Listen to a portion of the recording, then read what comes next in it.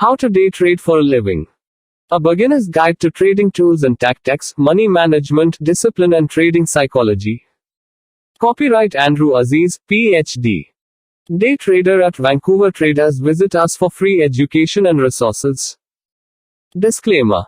AMS Publishing Group and Vancouver Traders, the company, including its employees, contractors, shareholders and affiliates, is not an investment advisory service, a registered investment advisor or a broker-dealer, and does not undertake to advise clients on which securities they should buy or sell for themselves.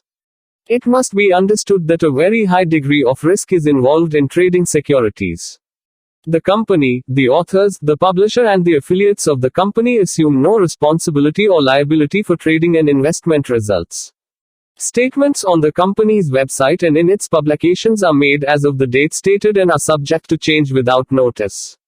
It should not be assumed that the methods, techniques or indicators presented in these products will be profitable, nor that they will not result in losses.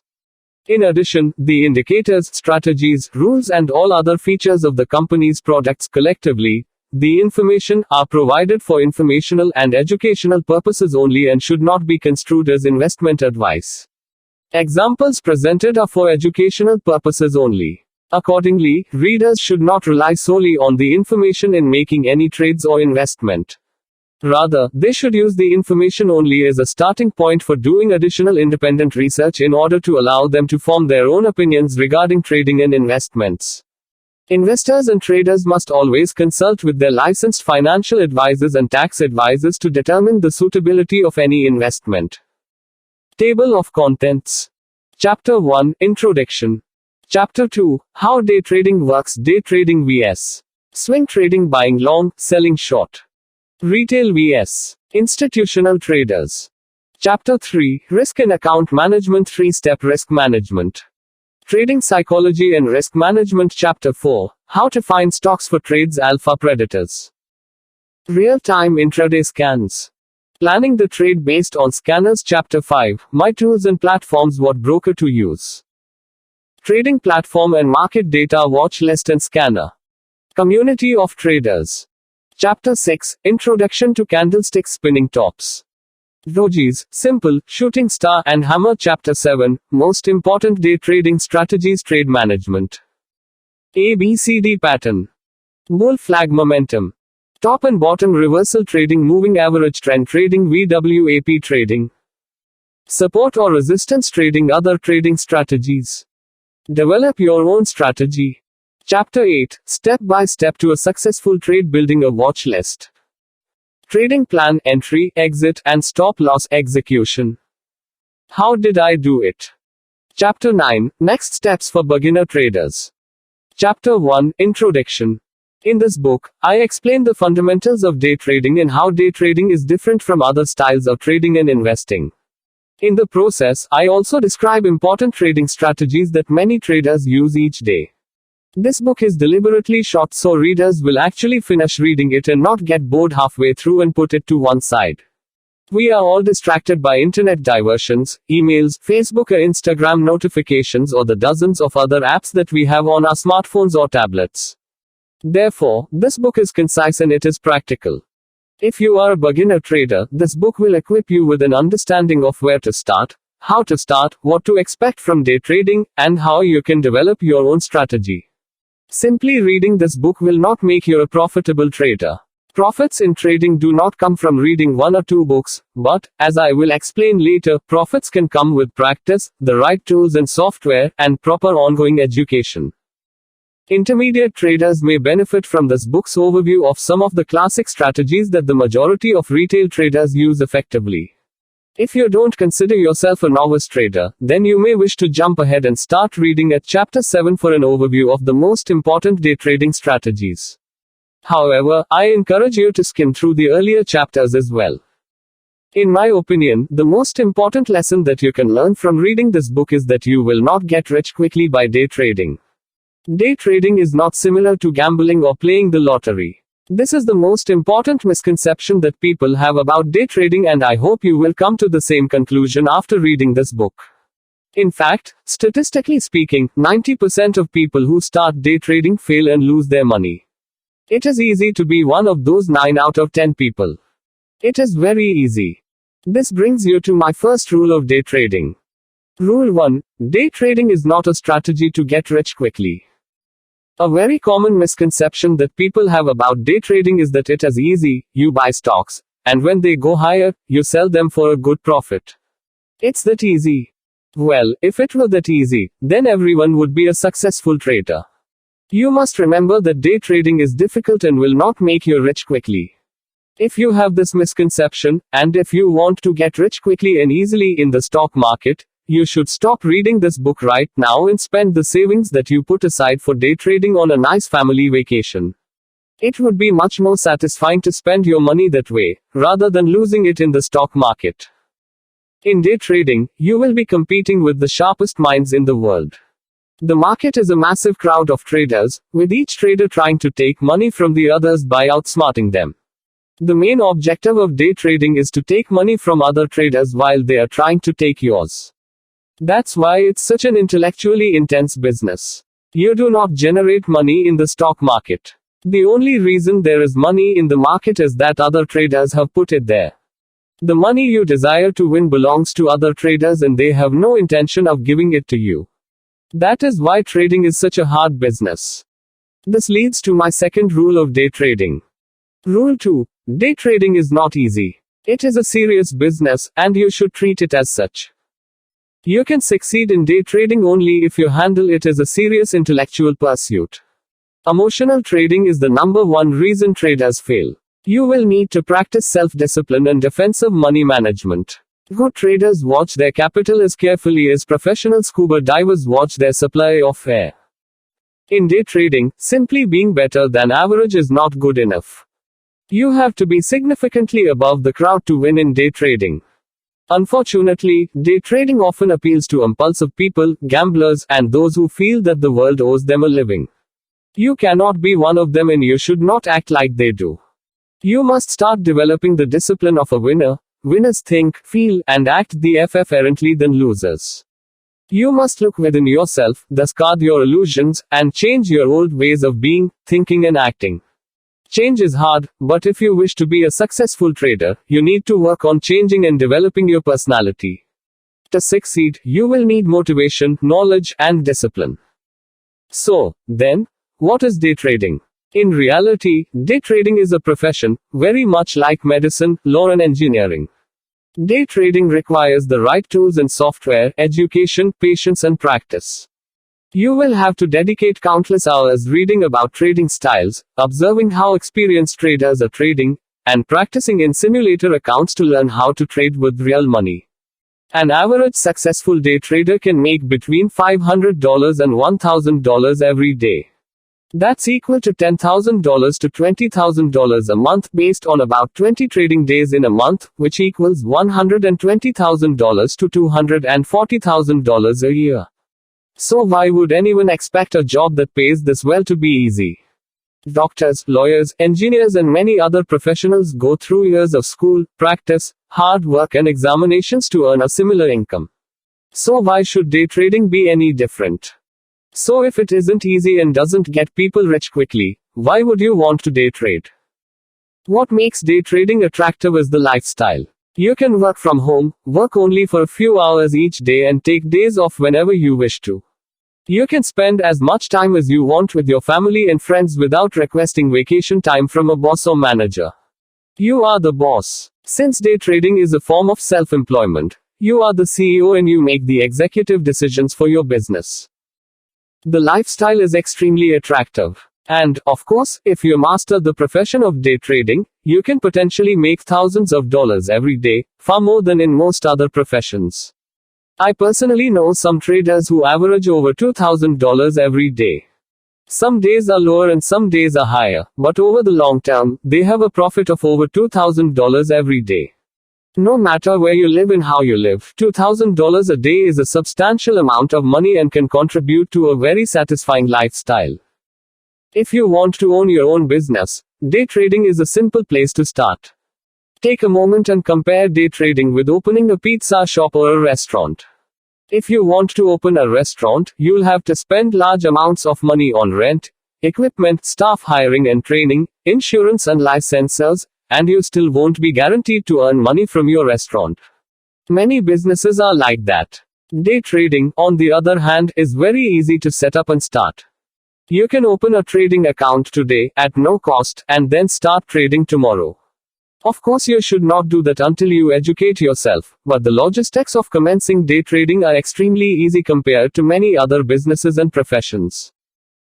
Day trading is also an easy business to manage the cash flow of. You can buy a stock, and, if things go badly, you can immediately sell it for a loss. Compare that to people who have import-export businesses and are importing goods from other countries.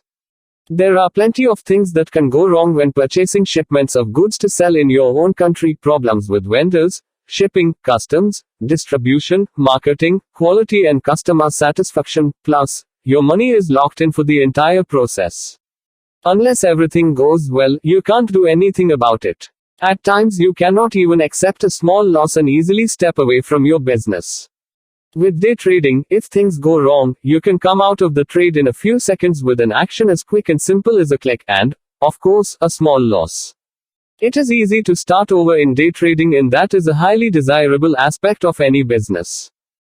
Closing a day trading business is also easy. If you think day trading is not for you, or if you don't make money from it, you can immediately stop trading, close your accounts and withdraw your money.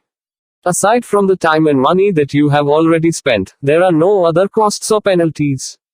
Closing other professional offices or businesses are not nearly as straightforward. You cannot as easily close your store, office or restaurant, or lay off your staff or walk away from your lease or equipment. Why then do most people fail in day trading?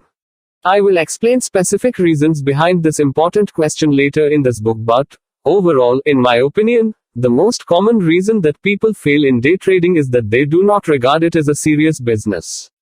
They instead treat it as a form of gambling that will quickly and easily make them rich.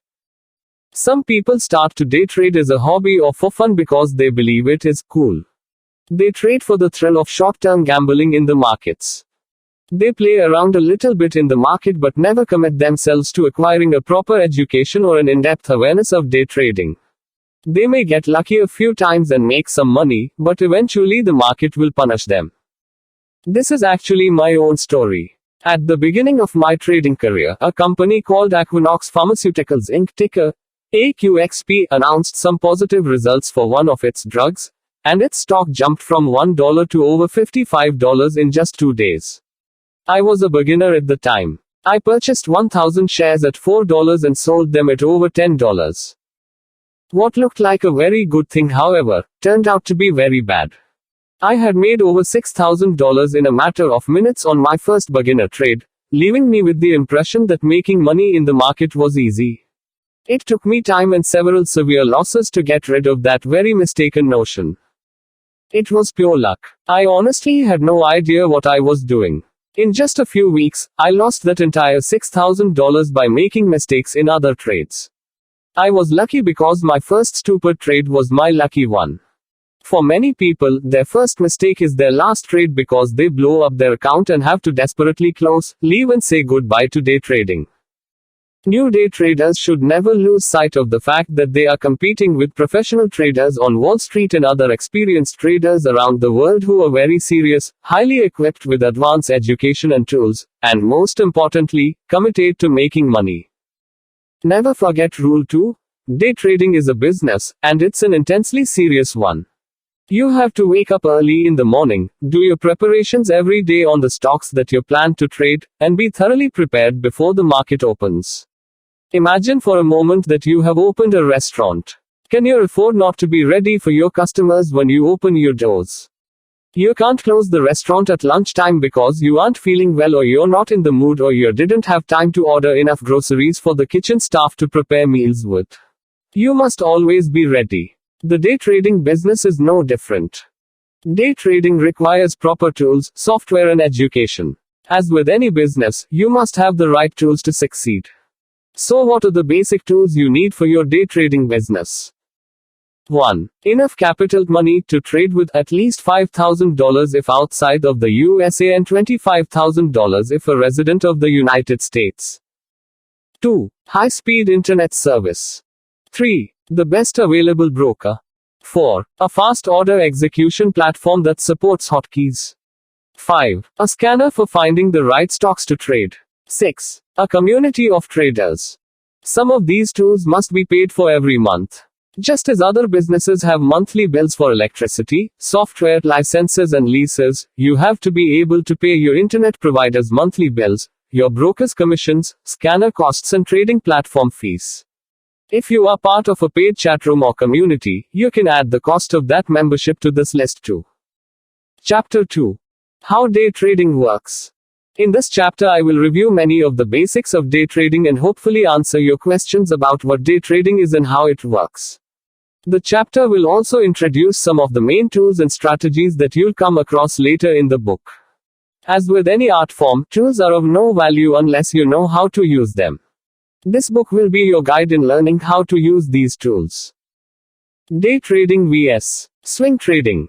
A compelling question to begin with is, what do you look for as a day trader? The answer is simple. First, you're looking for stocks that are moving in a relatively predictable manner.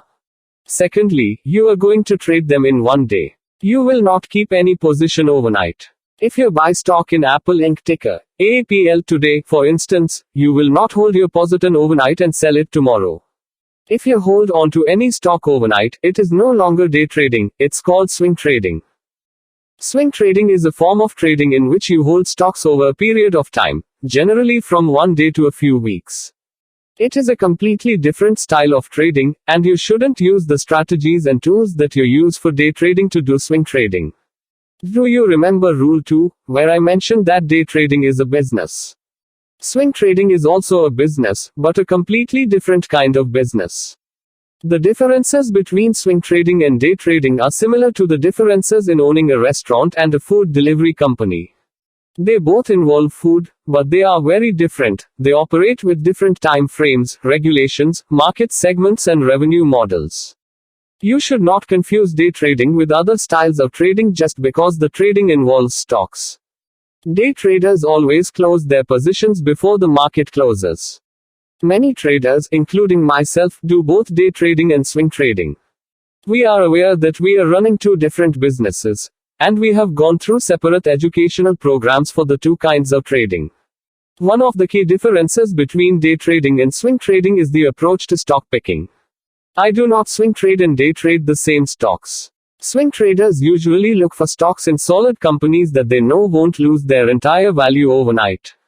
For day trading, however, you can trade anything, including companies that will soon go bankrupt, because you don't care what happens after the market closes. In fact, many of the companies that you day trade are too risky to hold overnight because they might lose much of their value in that short of a period of time. You have now reached Rule 3 of day trading. Rule 3. Day traders do not hold positions overnight. If necessary, you must sell with a loss to make sure you do not hold on to any stock overnight. Buying long, selling short. Day traders buy stocks in the hope that their price will go higher. This is called buying long, or simply long. When you hear me or a fellow trader saying, I am long 100 shares AAPL, it means that we have bought 100 shares of Apple Inc. and would like to sell them higher for a profit. Going long is good when the market is going higher. But what if prices are dropping? In that case, you can sell short and still make a profit. Day traders can borrow shares from their broker and sell them, hoping that the price will go lower and that they can then buy those shares back at a lower price and make a profit. This is called short selling, or simply short. When people say, I am short Apple, it means they have sold short stocks of Apple and they hope that prices will drop. When the price is going lower, you owe 100 shares to your broker, it probably shows as minus 100 shares in your account, which means you must return 100 shares of Apple to your broker. Your broker doesn't want your money, they want their shares back. So, if the price has gone lower, you can buy them cheaper than you bought them earlier and make a profit. Imagine that you borrow 100 shares of Apple from your broker and sell them at $100 per share. Apple's price then drops to $90, so you buy back those 100 shares at $90 and return them to your broker. You have made $10 per share or $1,000. What if the price of Apple goes up to $110? In that case, you still have to buy 100 shares to return to your broker because you owe them shares and not money. Therefore, you have to buy 100 shares at $110 in order to return 100 shares to your broker. In that case, you will have lost $1,000. Short sellers profit when the price of the stock they borrowed and sold drops. Short selling is important because stock prices usually drop much more quickly than they go up. Fear is a more powerful feeling than greed. Therefore, short sellers, if they trade right, can make astonishing profits while other traders panic and start to sell off. However, like anything in the market that has great potential, short selling has its risks too. When buying stocks of a company for $5, the worst case scenario is that the company goes bankrupt and you lose your $5. There is a limit to your loss. But if you short sell that company at $5 and then the price, instead of going down, starts going higher and higher, then there won't be any limit to your loss. The price may go to $10, $20, or $100, and still there will be no limit to your loss. Your broker wants those shares back. Not only can you lose all of the money in your account, but your broker can also sue you for more money if you do not have sufficient funds to cover your shorts. Short selling is a legal activity for several good reasons. First, it provides the markets with more information. Short sellers often complete extensive and legitimate due diligence to discover facts and flaws that support their suspicion that the target company is overvalued. If there were no short sellers, the price of stocks could unreasonably increase higher and higher. Short sellers are balancing the market and adjusting prices to their reasonable value. Their actions are conducive to the health of the market. If the price is going to go lower, you may correctly ask, why does your broker allow you to short sell instead of selling stock themselves before the price drops? The answer is that the broker would like to hold their position for the long term. Short selling provides investors who own the stock with long positions with the ability to generate extra income by lending their shares to the shorts. Long-term investors who make their shares available for short selling are not afraid of short-term ups and downs. They have invested in the company for a good reason and they have no interest in selling their shares in a short period of time. They therefore prefer to lend their shares to traders who wish to make a profit from short-term fluctuations of the market. In exchange for lending their shares, they will charge interest. Therefore, by short selling, you will need to pay some interest to your broker as the cost of borrowing those shares. If you short sell only during the same day, you usually will not need to pay any interest. Swing traders who sell short usually have to pay daily interest on their short stocks. Short selling is generally a dangerous practice in day trading. Some traders are long biased. They only buy stocks in the hope of selling them higher. I don't have any bias. I will short sell when I think the setup is ready, and I will buy whenever it fits my strategy. Having said that, I am more careful when I short stocks. Some strategies that I explain in Chapter 7 work only for long positions, bull flag and bottom reversal. Some strategies work only for short selling top reversal, and others will work in both long and short positions depending on the setup. I explain these positions in detail in Chapter 7. Retail vs. Institutional traders. Individual traders, like you and I, are called retail traders. We can be part-time traders, or full-time traders, but we're not working for a firm and we're not managing other people's money. We retail traders are a small percentage of the volume in the market. On the other hand, there are Wall Street investment banks, mutual funds and hedge funds, the so-called institutional traders, and most of their trading is based on sophisticated computer algorithms and high-frequency trading. Rarely is any human involved in the day trading operations of these large accounts. Through whatever means, institutional traders have considerable money behind them and they can be very aggressive. You may correctly ask, how can an individual trader, like you and me, coming later to the game, compete against institutional traders and win? The Achilles heel of most institutional traders is that they must trade, while individual traders are free to trade or to stay out of the market as they deem best. Banks must be active in the market and trade large volumes of shares at almost any price. An individual trader is free to wait for the best opportunities to arise. Unfortunately, however, the majority of retail traders fritter away this fantastic advantage by overtrading. An individual who wants to succeed against the giants must develop patience and eliminate greed. The ultimate problem of losers is not their account size but their lack of self-discipline, overtrading, and their bad money management. I always use the analogy of retail day trading and guerrilla warfare. Guerrilla warfare is an irregular approach to warfare in which a small group of combatants, such as paramilitary personnel or armed civilians, use hit-and-run military tactics, such as ambushes, sabotage, raids and petty warfare, to maneuver around a larger and less mobile traditional military force. The United States military is considered to be one of the most formidable fighting forces in the world. However, they suffered significantly as a result of jungle warfare tactics used against them in North Vietnam. Earlier examples include the European resistance movements which fought against Nazi Germany during World War II. In guerrilla trading, as the term suggests, you are in hiding, waiting for an opportunity to move in and out of the financial jungle in a short period of time to generate quick profits while keeping your risk to a minimum. You don't want to defeat or outsmart investment banks. You are simply waiting for an opportunity to reach your daily profit target. As a retail day trader, you profit from volatility in the market. If the markets are flat, you are not going to make any money. Only high-frequency traders make money under these circumstances. Therefore, you need to find stocks that will make quick moves to the upside or to the downside in a relatively predictable manner. Institutional traders, on the other hand, are trading with very high frequency and will profit from very small movements of price, or as it is sometimes called, from a choppy price action. It is extremely important to stay away from stocks that are being heavily traded by institutional traders. As an individual retail day trader, you must stick to retail trading territory. You will not trade stocks that other retail traders are not trading or not seeing. The strength of retail day trading strategies is that other retail traders are also using them.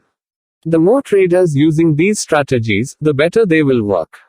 As more people recognize the line in the sand, more people will be buying at that point. This, of course, means the stock will move up faster. The more buyers, the quicker it will move. This is why many traders are happy to share their day trading strategies. It not only helps other traders to become more profitable, but it also increases the number of traders who are using these strategies.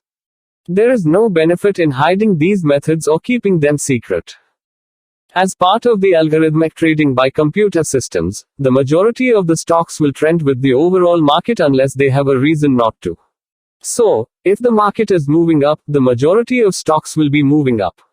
If the overall market is going down, the prices of the majority of stocks will also go down.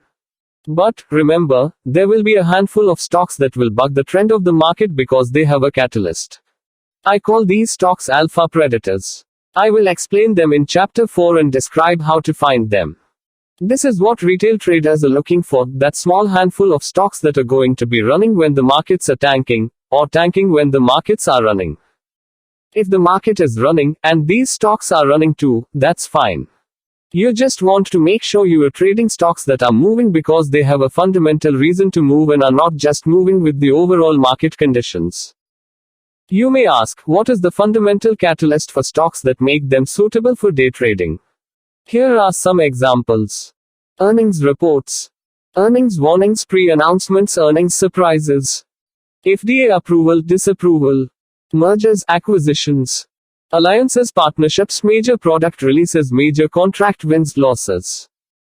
Restructuring, layoffs, management changes, stock splits, buybacks, debt offerings. When I do reversal trades, Chapter 7, my favorite reversal trades are on stocks that are selling off because there has been some bad news regarding that company. If there is a quick sell-off because of bad news, many people will notice and start monitoring the stock for what is called a bottom reversal.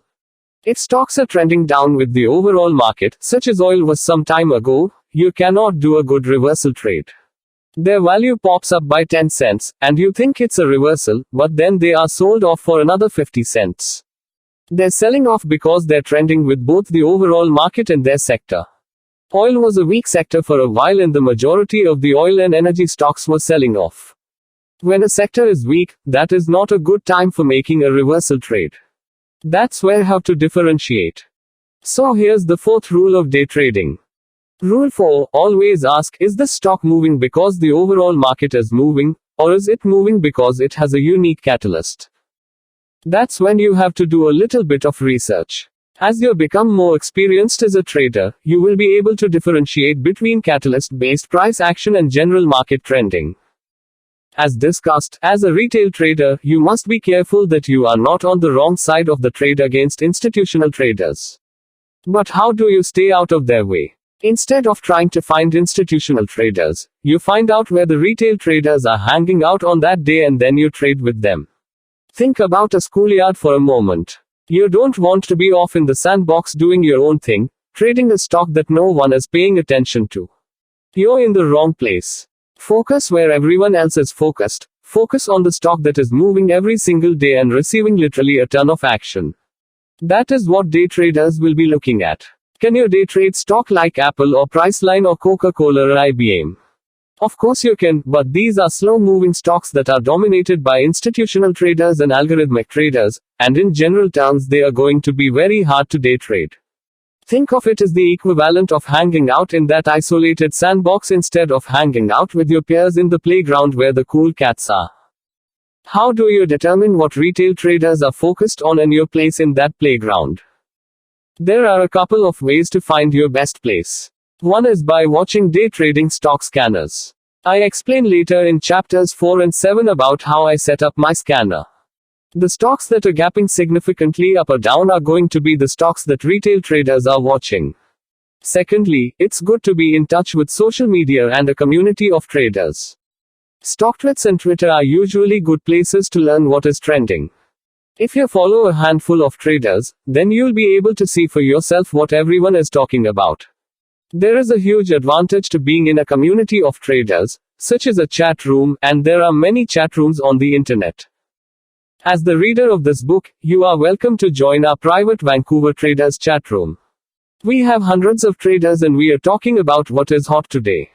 If you're trading completely on your own, you're off in the corner of that proverbial playground. You're not in touch with what other traders are doing, and inevitably you will make it really hard on yourself because you will not know where the activity is. I have tried blocking out social media and trading in a bubble, basically doing my own thing, and it did not work. Draw on the laws of high school survival to guide you. A little more about what I do. As a day trader, I don't trade based on the company's fundamentals such as product, earnings per share growth and financial statements. I'm not a value investor and I'm not a long-term investor. I don't trade futures either, but I do use futures to gain an understanding of the overall market direction in the near-term future. I am also a swing trader. In swing trading, I personally do care very much about the fundamentals of the companies I choose to trade, their earnings, dividends, earnings per share, and many other criteria. But swing trading is not the focus of this book, so I won't pursue that topic for now.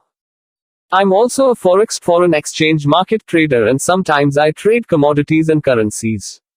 But in the mornings, I am mostly an equities day trader and I focus on the real stocks. The majority of day traders don't trade penny stocks or on the over-the-counter OTC market. Penny stocks are extremely manipulated and they do not follow any of the rules of the standard strategies. We trade real stocks. Sometimes we may be trading Facebook ticker, Facebook, and sometimes we may be trading Apple, AAPL, but we will always be trading the stocks that are having a big day. You may be surprised, but on almost every single day in the market, there's a stock having a big day because the company has released earnings, had a news break, or had something bad or good happen to it. These are the fundamental catalysts that you must look for. What does my day look like as a day trader? You will read about it in detail in chapter 8, but a day in my life typically starts at around 6 a.m. 9 a.m. New York time with pre-market scanning. I'm scanning to see where there is volume in the market. As early as 5:30 a.m., you'll know what stocks are gapping up or gapping down. Then I start scouring through the news for catalysts that explain the gap.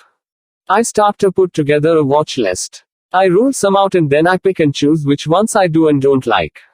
By 9:15 a.m. New York time, I am in my chat room, going over my watch list with all of our traders. By 9:30 a.m., when the bell rings, my plans are ready. From when the market opens at 9:30 a.m. until around 11:30 a.m. New York time is when the market will have the most trading volume and also the most volatility.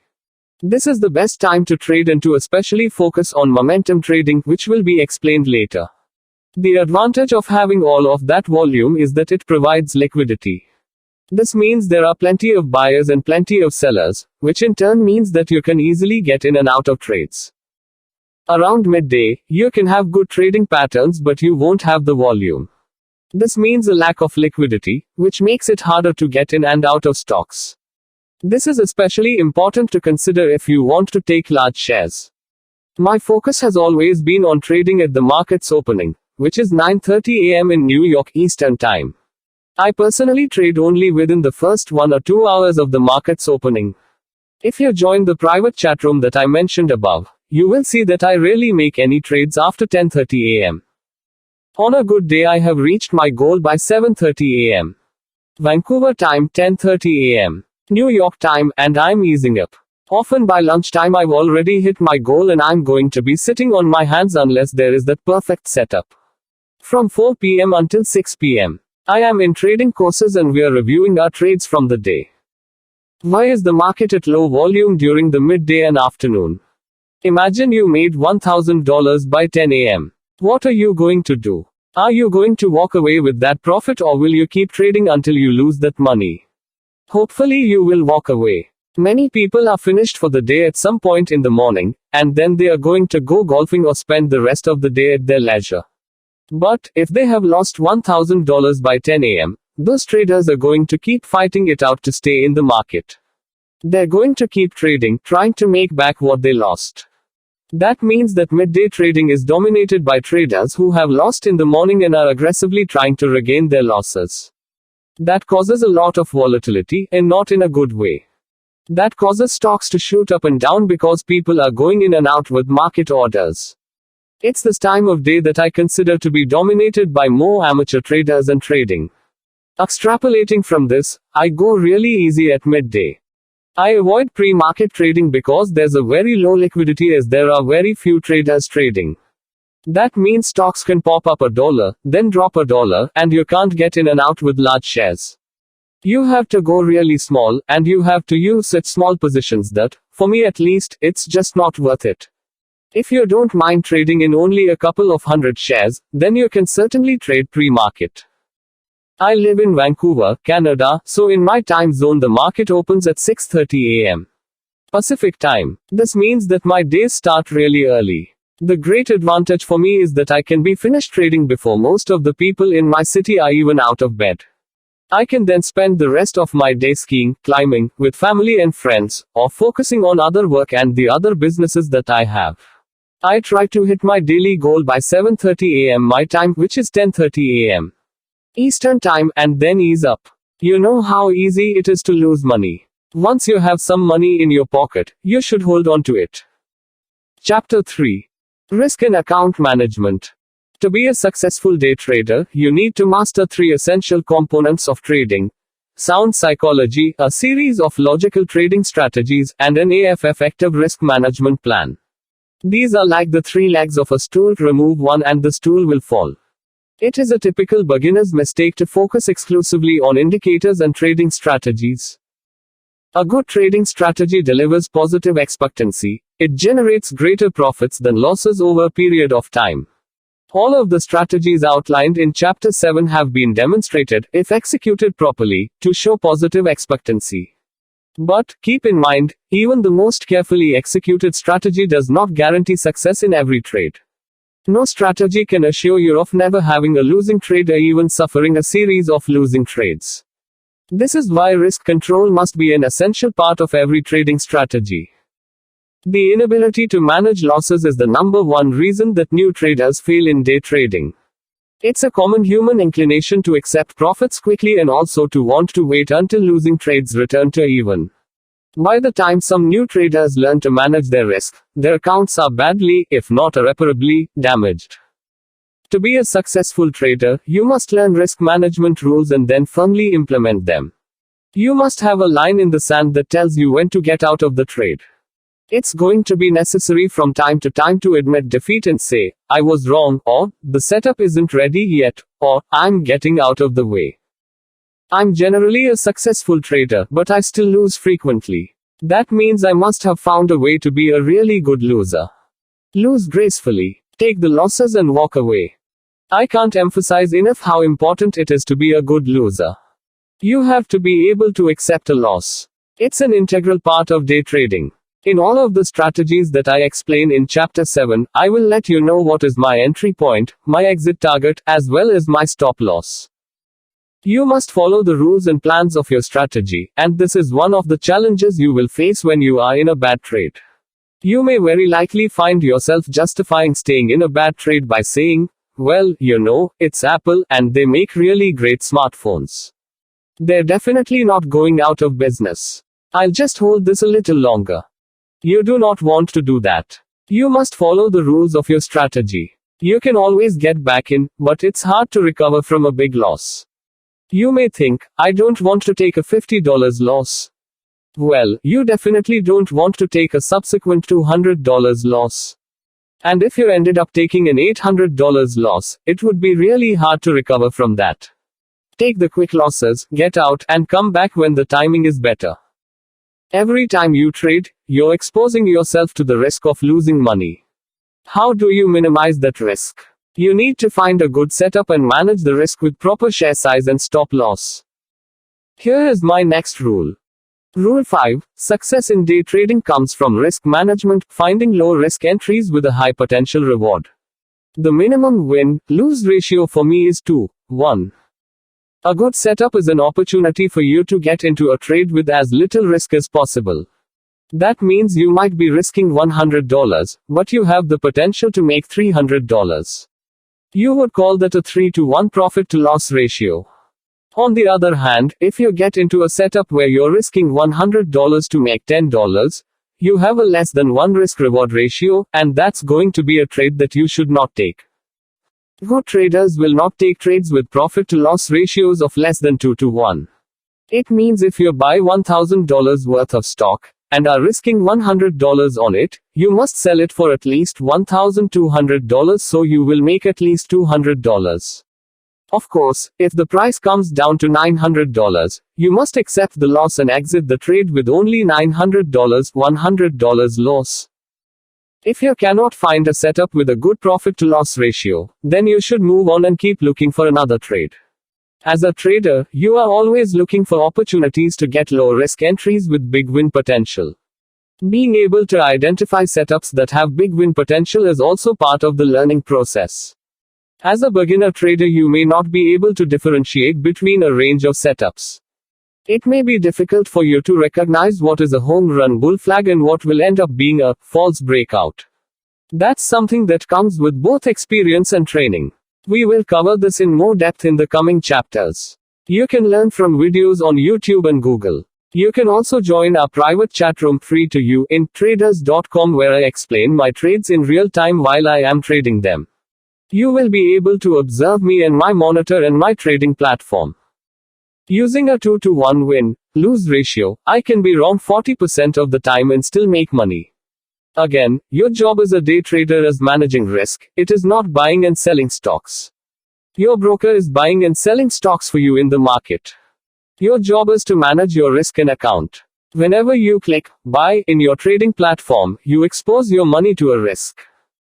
How do you manage that? You essentially have 3 steps in managing risk. You need to ask yourself. 1. Am I trading the right stock? Chapter 4 focuses on finding the right stocks for day trading. I will explain in detail how to find stocks that are suitable for day trading and what criteria you should look for in them. You must avoid stocks that 1. Are heavily traded by computers and institutional traders, 2. Have small relative trading volume, 3. Are penny stocks that are highly manipulated, and 4. Don't have any reason to move, no fundamental catalysts. I will explain these in more detail in Chapter 4. Do remember that risk management starts from choosing the right type of stock to trade. You can have the best platform and tools and be a master of strategies, but if you are trading the wrong stock, you will definitely lose money. 2. What share size should I take? 1 share, 10 shares or 100 shares? What about 1000 shares? This depends on your account size and your daily target. If you are targeting $1,000 a day, then 10 or 20 shares might not be enough. You either have to take more shares or increase your account size. If you don't have enough money to trade for a $1,000 daily target, you should lower your daily goal. I am holding around $25,000 in my trading account and I usually choose 800 shares to trade. My daily goal is $500 or $120,000 per year. That is sufficient for my lifestyle. What is your trading goal? 3. What is my stop loss? The absolute maximum a trader should risk on any trade is 2% of his or her account equity.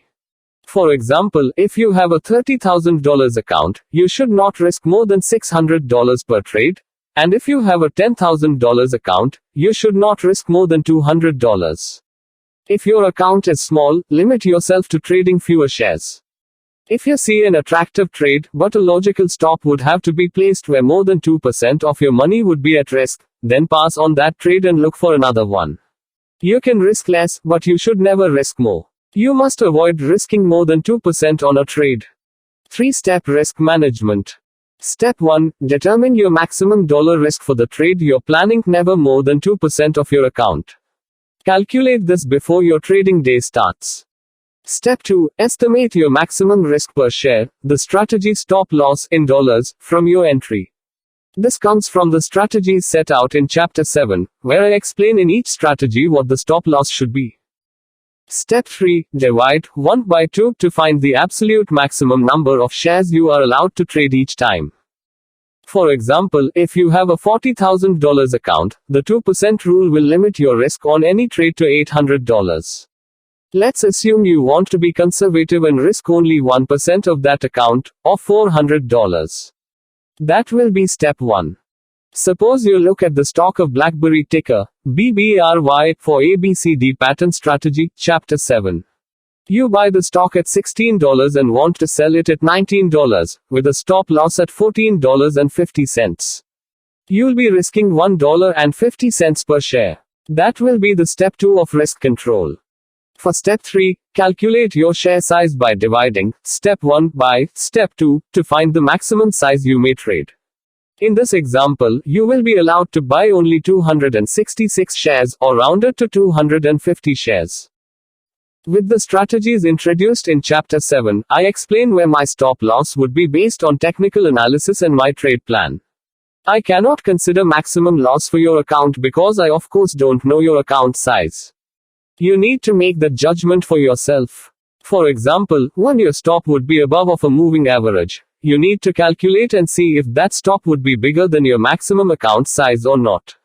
If break of moving average will yield a $600 loss, and you have set a $400 maximum loss per trade, then you should either take fewer shares in that trade or not take the trade at all and wait for another opportunity.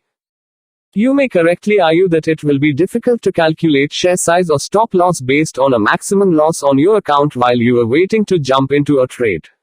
You will need to make a decision fast or else you will lose the opportunity.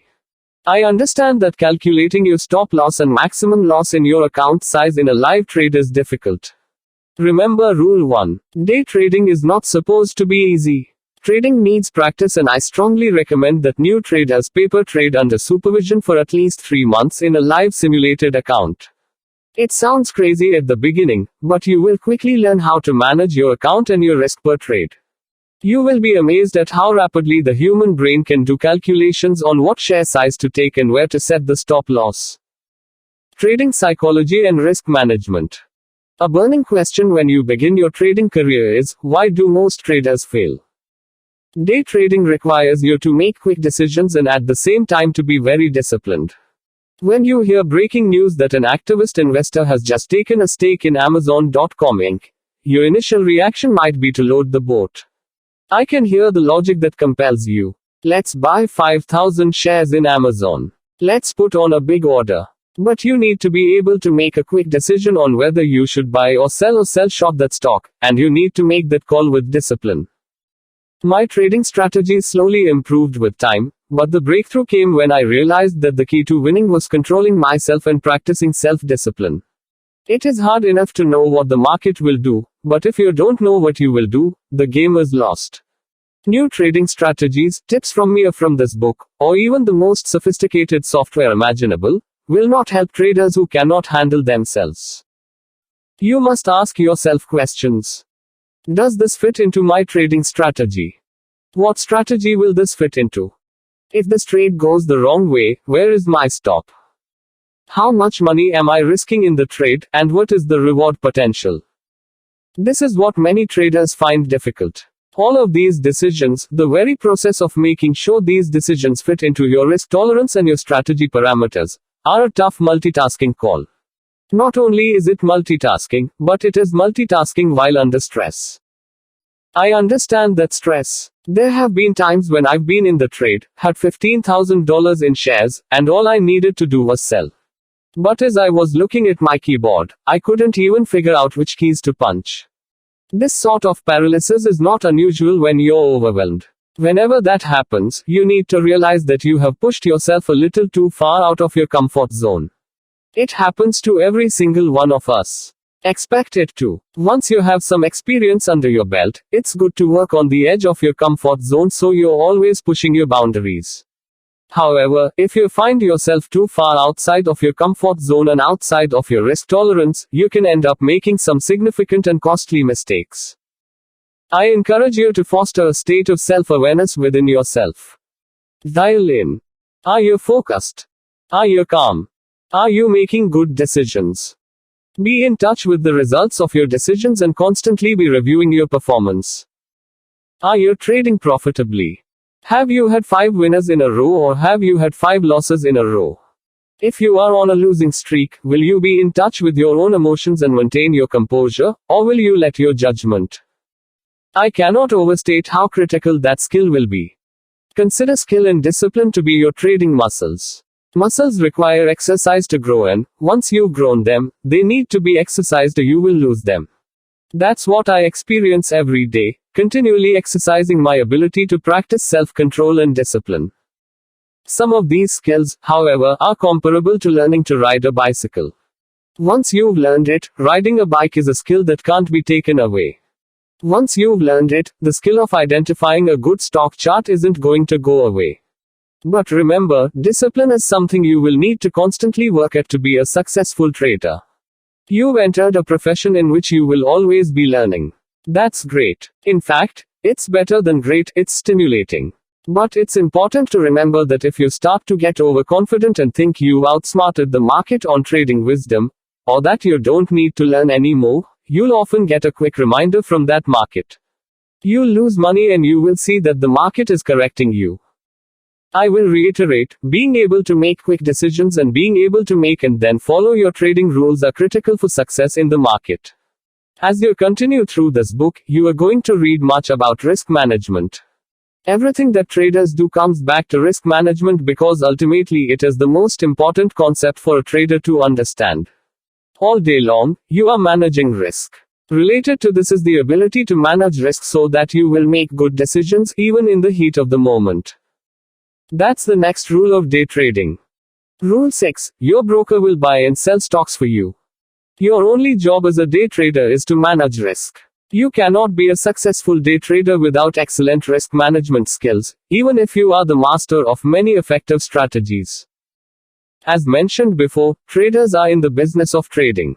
You need to define your risk as a business person, the maximum amount of money you'll risk on any single trade.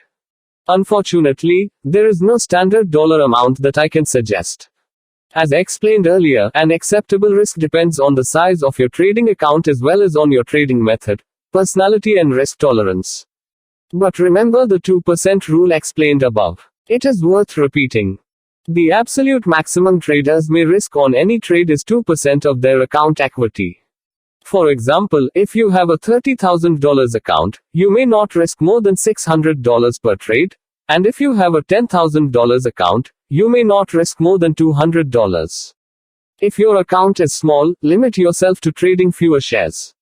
If you see an attractive trade, but a logical stop would have to be placed where more than 2% of your equity would be at risk, pass on that trade and look for another trade. You may risk less, but you may never risk more. You must avoid risking more than 2% on a trade. Chapter 4. How to find stocks for trades. Your next challenge as a new trader is how to find actual trades. You may understand how day trading works, but when it comes to actually finding setups in real time, it can be difficult. I certainly experienced this as a new trader. I was often able to see setups in hindsight when I looked back on charts during the day, but finding them while the day was unfolding was very difficult. Alpha predators. You must remember that retail trading does not work on all stocks. It only works on the stocks that have high relative volume. Some stocks like Apple Inc. ticker APL will on average trade millions and millions of shares each day, while other stocks on average might trade only 500,000 shares a day. Does this mean you should trade AAPL only? No. High volume will be relative from one stock to another. You don't just look for high total volume. There are some stocks that on average will trade with much volume. You need to look for what's above average for that specific stock. 30 million shares of AAPL traded in one day might very well not be higher than usual. Do not trade AAPL unless it has a very unusual trading volume. If trading volume is not higher than normal, it means that the trading is being dominated by institutional traders and high-frequency trading computers. Stay away from it. AAPL Daily Chart for Summer 2016. Days that AAPL had a significant relative volume are marked. Those days were suitable for day trading AAPL. Take a look at the AAPL Daily Chart for the summer of 2016. As you can see, there were only 2 days that had high relative activity. They're marked with arrows on the chart. Interestingly enough, when you take a close look at the chart, you realize that on those days the stock gapped up or down. I marked those price gaps in the chart. If you wanted to trade AAPL, you should have traded it only on those days. The other days were comprised of just normal, high-frequency, algorithmic trading. Retail traders should stay away from stocks that are trading normally. The most important characteristics of high relative volume stocks is that these stocks trade independent of what their sector and overall market are doing. When the market is weak, it means that the majority of stocks are selling off. It does not matter if it is Apple, Facebook, Amazon or Exxon. When the market is strong, the prices of the majority of stocks will be going higher. Similarly, when you hear someone say the market is bear or collapsing, they don't mean a specific stock. They mean that the whole stock market is losing its value, all stocks together. The same is true for specific sectors. For example, when the pharmaceutical sector is weak, it means all of the pharmaceutical companies are losing their values together. How do you recognize behavior of market? Index funds such as the Dow Jones Industrial Average (DJIA) or the S&P 500 (SPY) are usually good indicators of what the overall market is doing. If the Dow Jones or the SPY are red, it means that the overall market is weak. If the Dow Jones or SPY are strong, then the overall market will be going higher. The behavior of stocks that have high relative volume is independent of the overall market.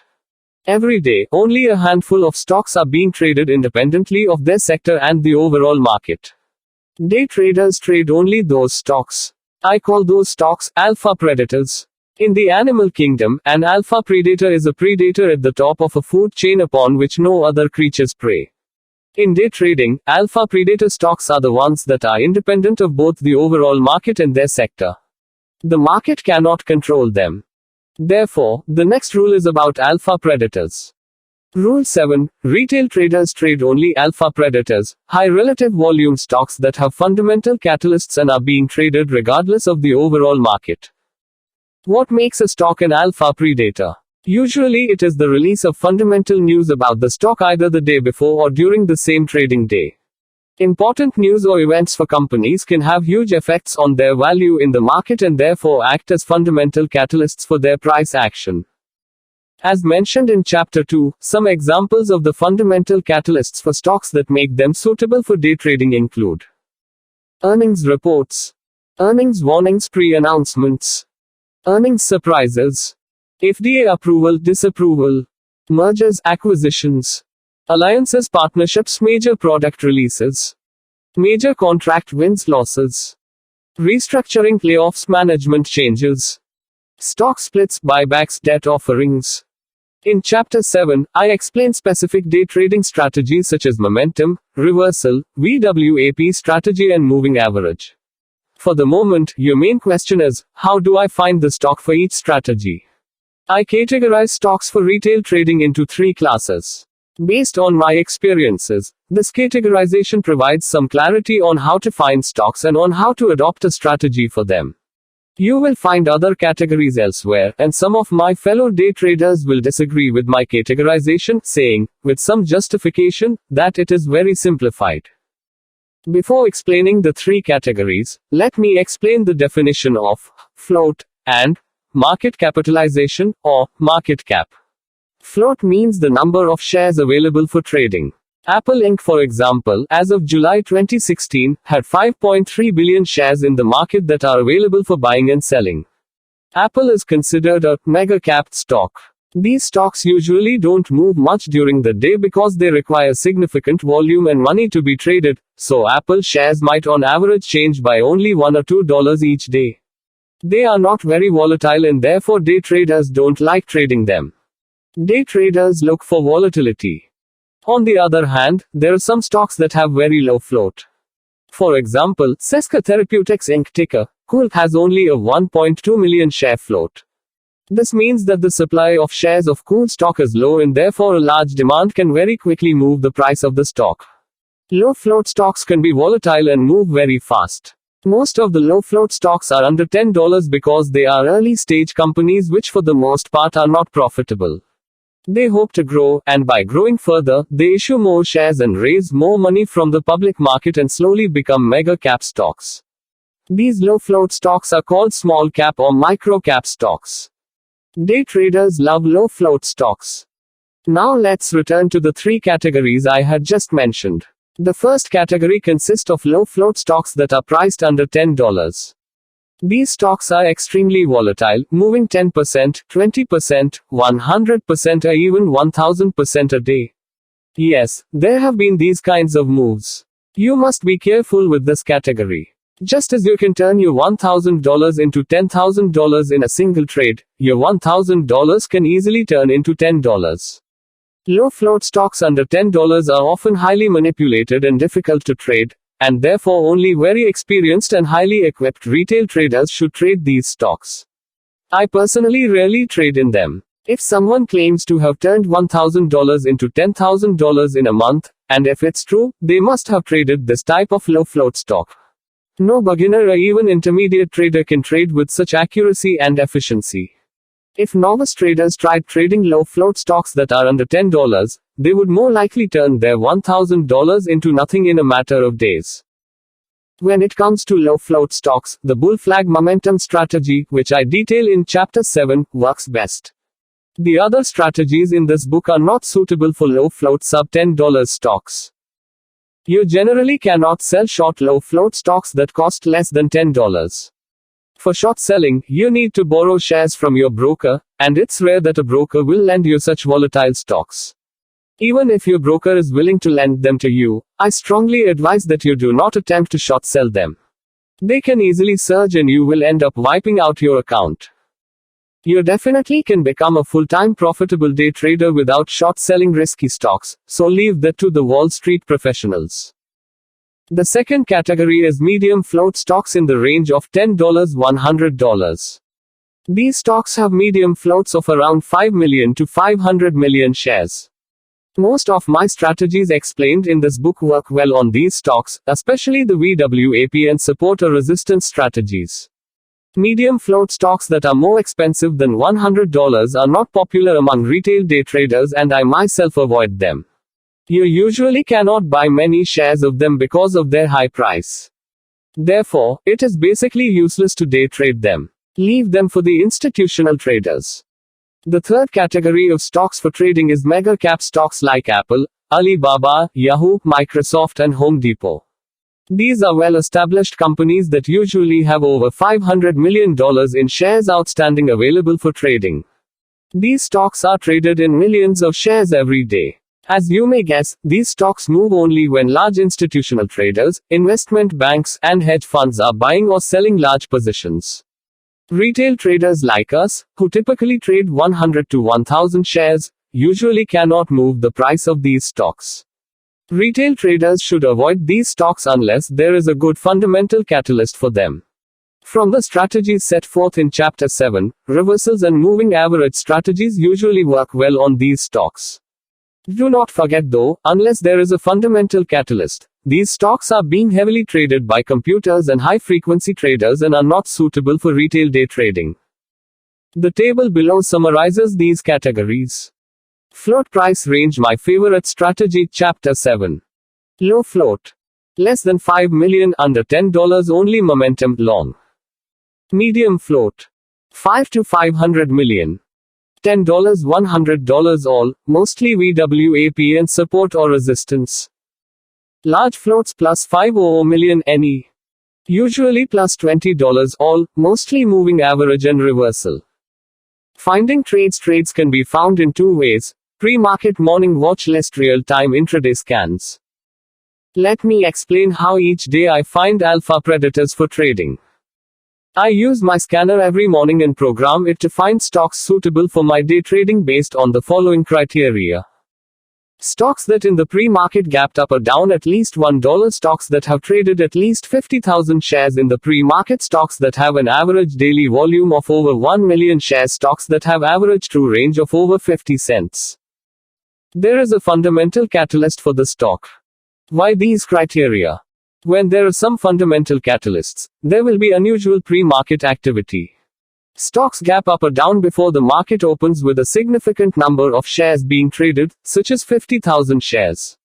I look for highly traded stocks, so that buying and selling 1,000 shares won't be a problem. That is why I am looking at stocks with an average daily volume of over 1 million shares. I also am looking for stocks that usually move in a good range for trading. That is why I look at average true range ATR. ATR means how large of a range a stock has on average every day. If ATR is $1, then you can expect the stock to move around $1 daily. That is a good number. If you have 1,000 shares, you may profit $1,000 from the trade. But if ATR is only 10 cents, then the trading range is not attractive for me. Let's look at an example of how my watch list will form. On August 19, 2016 at 9 a.m. Eastern Time, my scanner showed these stocks. My gappers watch list on August 19, 2016 at 9 a.m. Est. As you can see, I have highlighted the gap percent and float columns on my watch list. From over 4,000 stocks, I now have only 9 candidates. I will go over each of them before the market opens at 9:30 a.m. I will check the news on each of them to learn why they gapped up or down. Is there a fundamental catalyst for that stock? Has there been any news coverage or extreme events for the company? From these 9, I usually select 3 or 4 stocks to watch closely. You cannot watch 9 stocks, and regardless, there are usually no more than 2 or 3 good candidates. I watch them closely on my screen, looking for potential setups. I plan my trades before the market opens and then wait for the market bell. I then trade my plan. Real-time intraday scans. For some strategies, you cannot find stocks in the pre-market. The momentum, top, and bottom reversal strategies explained in Chapter 7 are the types of strategies applicable for when a setup suitable for trading happens, and that is usually during trading hours. It is hard to find these stocks during a pre-market scan watch list. For these strategies, I have specific scanners that look for these stocks, and I will explain these scanners in detail in Chapter 7. Real-time volume radar. During the day, there may be some alpha predators in the market that I did not catch in my morning watch list. Therefore, I have a scanner on my Trade Ideas software, see Chapter 5, that is set to find real-time stocks for me that. My intraday volume radar scanner looking for real-time alpha predators. 1. Have gapped up or down at least $1. 2. Have ATR of more than 50 cents. 3. Have average relative volume of at least 1.5. 4. Have average daily trading volume of at least 500,000 shares. These are my requirements for an alpha predator. Having ATR of more than 50 cents is important because you want stock to move during the day so you can make profit out of its volatility. There is no point in trading a stock that is moving only 5 cents on average in a day. I will also take a look at the sector of stocks. If I have a few stocks in one sector, there is a good chance that these stocks are not alpha predators. They have high relative volume because their sector is under heavy trading by institutional traders. It is important to know that stocks usually trade with their sector. For example, when oil stocks are selling off, almost all of the oil companies sell off. Therefore, it is important to recognize your real alpha predators from the herd. Real-time bull flag momentum scanner. For the momentum strategy, as I explained above, you need to find low float stocks that are moving. You cannot find these stocks unless you're using a good scanner. I am using the Trade Ideas scanner. My intraday real-time bull flag momentum scanner. In the screenshot above, you can see how I am scanning real-time for my momentum strategy. During the day, the scanner is finding stocks that have high relative volume, low float, and high activity. I then check them in my trading platform and decide, based on my momentum strategy set out in Chapter 7, if I want to trade them. Real-time reversal scanners. Top and bottom reversal strategy is another type of strategy that you cannot find stocks for in the pre-market.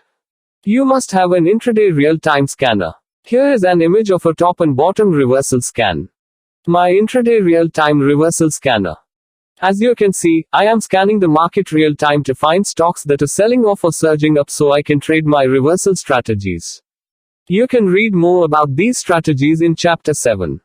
I won't go into the details here about how to make these scans, but I will explain in Chapter 7 under each strategy the specifics of what to look for in stocks in each category.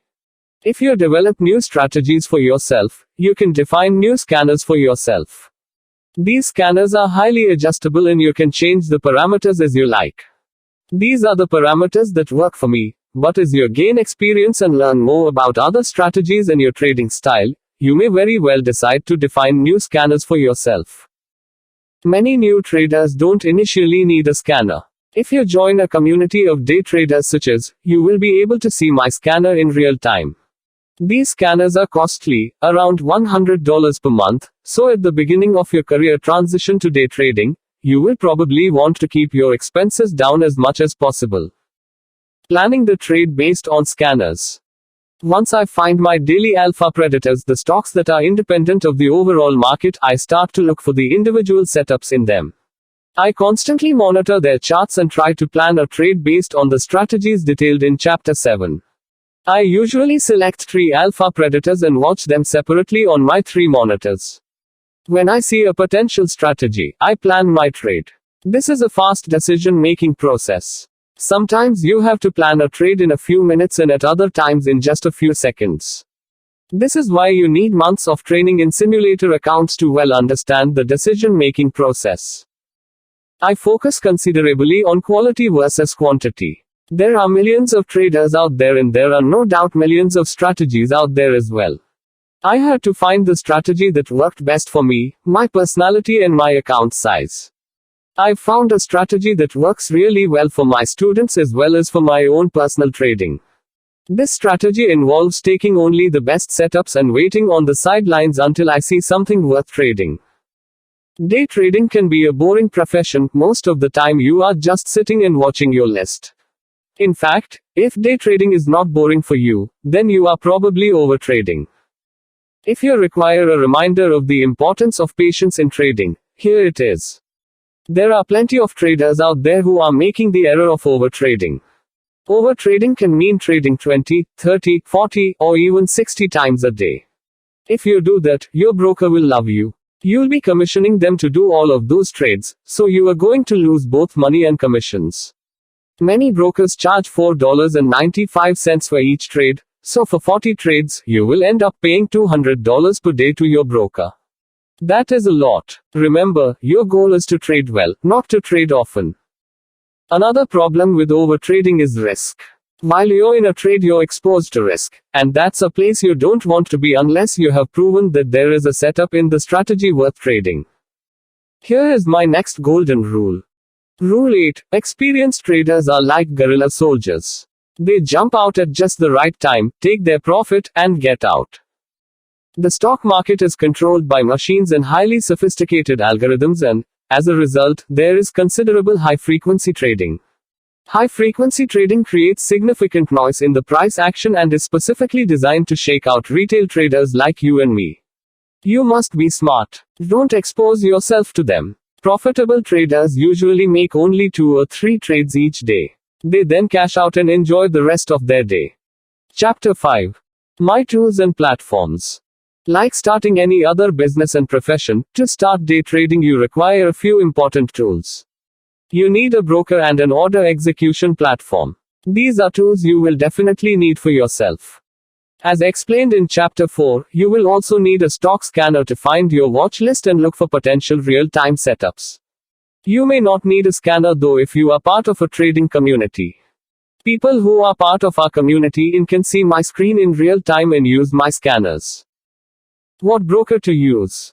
For day trading, you need an awesome broker. You don't need a good broker, you need an awesome broker. Your broker is your vehicle to trade. If you have a bad broker, you lose money, even if you are trading properly and accurately, because a broker eventually has to fill your order on time and at a good price. There are many brokers out there with various software and price structures. Many of them are great but expensive, some are terrible but cheap, and many of them are either terrible or expensive or both. For the sake of keeping this book short, I will not start reviewing all of them, but I do have additional information on my website about brokers and which ones to choose. If you visit my website, you will have access to that information. I will share here though what broker I am using and why. For several good reasons, I am currently using Interactive Brokers or IB. First, I live in Vancouver, Canada, and IB allows me to have my tax-free and registered retirement accounts for day trading. Many brokers do not allow you to have tax-free or retirement accounts for day trading. Second, IB is an inexpensive broker. It charges you less than $1 per trade. Another reason I am with IB is because IB does not require people in Canada to have a minimum of $25,000 for day trading. If you are in the USA, you will probably need a minimum of $25,000 for day trading. You can read further about the patent day trade regulation online. Do remember that brokers will give you 3 to 6 times leverage. If you put in $30,000, you're going to have $120,000 in buying power, a leverage of 4:1 in this case. That leverage is called the margin, and you're allowed to trade on margin, but you need to be responsible about it. It is easy to buy on margin, but it is also very easy to lose on margin. If you lose on margin, your broker takes the loss from your main money account. Therefore, margin is a double-edged sword. It provides you an opportunity to buy more, but it also exposes you to more risk. There is nothing wrong with buying in margin, but you do have to be responsible. Margin is like a mortgage for your house. You borrow a significant amount of money and buy a residence. Banks will give you a mortgage, but they won't take any responsibility or risk on it. For example, imagine that you put $100,000 down and borrowed $900,000 on a mortgage 10:1 leverage from your bank to buy a $1 million house. If the price of your house goes up to $1,200,000, you still owe the bank the original $900,000 plus their interest. So the extra $200,000 is your own profit that actually came from margin leverage. You couldn't have bought that house without mortgage leveraging. Now imagine that the price of the house drops to $900,000. You still owe the bank $900,000 plus their interest, so the drop has hit your main $100,000 and you have lost all of your original down payment of $100,000. That is the other side of leveraging. Therefore, you need to be responsible about when and how much you use your account margin. When a broker sees that you are using leverage and losing money, they might issue a margin call to you. A margin call is a serious warning and day traders must avoid getting them. It means that your loss is now equal to the original money you had in your account. You must add more money or else your broker will freeze your account. If you need to know more about margin, leverage or margin calls, check the broker's website, do some research on the internet, or ask me or other traders in our private chat room at Trading Platform and Market Data. Fast trade execution is the key for day trader success. You need to be able to move in and out of trades quickly. If your broker doesn't use a software or platform that has hotkeys, you're not going to get in and out of trades fast enough. I can't tell you how many times I've been up $1,000 because all of a sudden the stock spikes. When stock spikes, you want to be able to put money in your pocket and profit from it quickly. You definitely don't want to be fumbling with your orders. You need quick executions, which is why I highly recommend a good broker and a fast order execution platform. I use DAS Trader as my trading platform. DAS systems provide one of the most efficient execution solutions for online brokers, institutional trading desks and traders worldwide that demand smarter execution services. On a literally 24/7 basis, I have found their support team incredibly helpful and competent. DAS servers are collocated with Nasdaq data centers. You cannot be any closer to the market for trading than this. DAS Trader is not a broker, but you can link your trading account to its platform for fast order execution. Some brokers will offer you the DAS platform when you open an account, but it has its own platform that I do not recommend. I have a subscription to DAS and they have linked my IB account to the DAS platform. Watch list and scanner. I talk to new traders almost every single day. I talk to hundreds of traders every month. One of the common themes among new traders is not knowing what to trade. Thousands of stocks are moving in the market every single day, but finding a setup that is both consistent and a good fit is really hard. I use Trade Ideas software for scanning the market and finding good trades. I explained my scanners and watch list building in Chapter 4, and I will explain in detail later in this book what I am looking for with my scanner as well as my trading strategies. You will also see some pictures of my scanner in the sections that follow. If you join our free private chat room, you will see my scanner online in real time and will be able to observe how I use it. Community of traders. Trading alone is very difficult and can be emotionally overwhelming. It is beneficial to join a community of traders and ask them questions, talk to them if needed, learn new methods and strategies, get some hints and alerts about the stock market, and also make your own contributions. I personally trade in a private chat room with some of my friends and family. We can talk to each other and everyone can view my live screen and platform and watch how I am trading. It is a fun, interactive environment, and we all learn from each other. I frequently answer questions from other traders, and if there is anything I'm not sure of, I will ask other traders. There are some experienced traders in our chat room that I learn much from, and we tip each other off about potential good trades and setups. We would like to grow our chat room slightly, and therefore everyone who is reading this book is welcome to join with us. It is free, of course, and you will benefit from both watching me trade and hearing my responses to questions people have, including your own questions. If you join me, you will see that quite often I lose money. It is always a good feeling to see that losing money is not just limited to yourself, but that everyone, including experienced traders, have to take some losses. It is part of the process. There are many chat rooms that you can join on the internet. Some of them are free, but most of them require payment. You can join our chat room, of course, for free, and see my screen in real time while I am trading and explaining my strategy. You can take trades with me, or just watch and listen. You can also take your own trades and still be part of my community. If you are interested in watching me or talking to me, check out our private chat room at. It is extremely important to remember, however, that if you are in any community of traders, either our chat room or the dozens of others that are out there, you should not follow the pack. You need to be an independent thinker. Generally, people change when they join crowds. They become more unquestioning and impulsive, nervously searching for a leader whose trades they can mirror. They react with the crowd instead of using their minds. Chatroom members may catch a few trends together, but they get killed when trends reverse. Never forget that successful traders are independent thinkers. Simply use your judgment to decide when to trade and when to not. Chapter 6. Introduction to Candlesticks. To understand my strategies in the next section, we need to quickly review price action and the fundamentals of candlestick charts. The Japanese began using technical analysis and some early versions of candlesticks to trade rice in the 17th century. Much of the credit for candlestick development and charting goes to a legendary rice trader named Homer from the town of Sakata, Japan. While these early versions of technical analysis and candlestick charts were different from today's version, many of the guiding principles are very similar.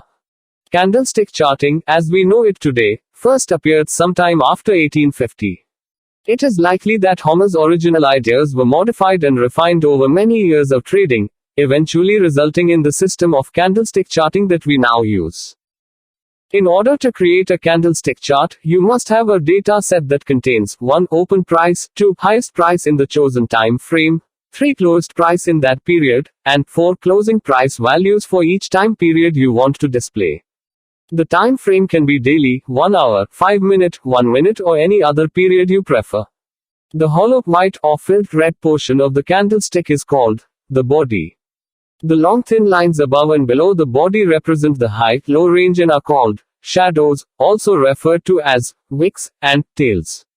The high is marked by the top of the upper shadow and the low by the bottom of the lower shadow.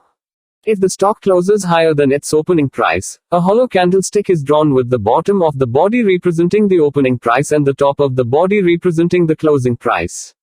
If the stock closes lower than its opening price, a filled, usually red, candlestick is drawn with the top of the body representing the opening price and the bottom of the body representing the closing price.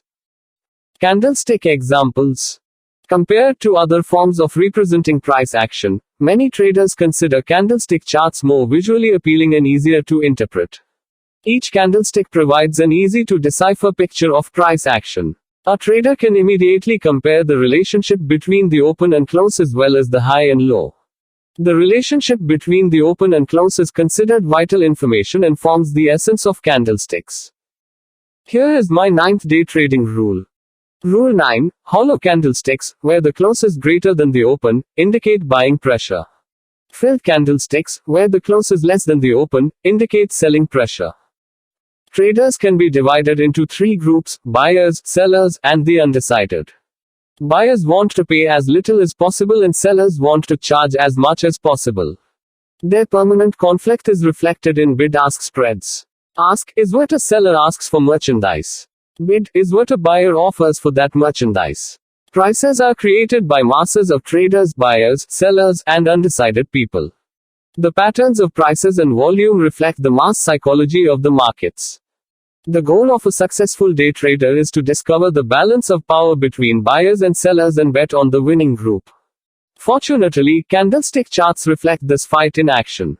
A successful day trader is a social psychologist armed with a computer and charting software. Day trading is the study of mass psychology. The presence of undecided traders puts pressure on bulls and bears. Buyers and sellers move the prices fast because they know that they're surrounded by a crowd of undecided traders who could step in and snatch away their deal at any moment. Buyers know that if they think too long, another trader can step in and buy ahead of them. Sellers know that if they try to hold out for a higher price, another trader might step in and sell at a lower price. The crowd of undecided traders makes buyers and sellers more willing to deal with their opponents. Buyers are buying because they expect prices to rise. Sellers are selling because they expect prices to fall. Buying by bulls pushes markets up, or as I phrase it, buyers are in control. Selling by bears pushes the markets down, or as I express it, sellers are in control. Undecided traders make everything happen faster by creating a sense of urgency among buyers and sellers. Candlesticks tell us a great deal about the general trend of a stock and the power of buyers or sellers in the market. Candles are always born neutral. After birth, they can grow to become either bearish, bullish, or, on rare occasions, neither. When a candle is born, traders do not know what it will become. They may speculate, but they do not truly know what a candle is until it dies, closes. After a candle is born, the battle begins. The bulls and the bears fight it out, and the candle displays who is winning. If buyers are in control, you will see the candle move up and form a bullish candle. If sellers are in control of the price, you will see the candle move down and become a bearish candle. You may be thinking that this is all very obvious, but many traders don't see candles as a fight between buyers and sellers. That little candle is an excellent indicator that tells you who is currently winning the battle, the bulls, buyers, or the bears, sellers. Candles with large bodies toward the upside, like the figure below, are very bullish. As you can see, it means that the buyers are in control of the price action, and it is likely that they'll keep pushing the price higher. The candle not only tells you the price, it tells you that the bulls are winning and that they have power. Bullish candles.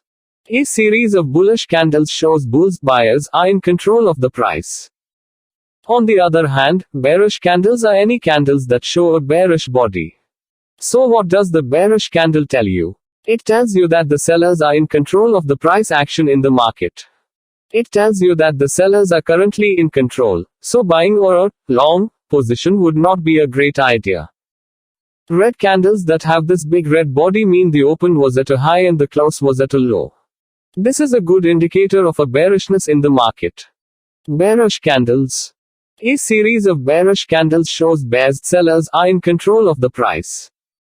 Just by learning to read candlesticks, you will begin to generate an opinion on the general attitude for a stock. This is called price action. Understanding who is in control of the price is an extremely important skill in day trading. A major goal of a serious day trader is to discover the balance of power between bulls and bears and to bet on the winning group. If bulls are much stronger, you should buy and hold. If bears are much stronger, you should sell and sell short. If both camps are about equal in strength, wise traders stand aside. They let the bulls and the bears fight with each other and enter trades only when they are reasonably certain which side is likely to win.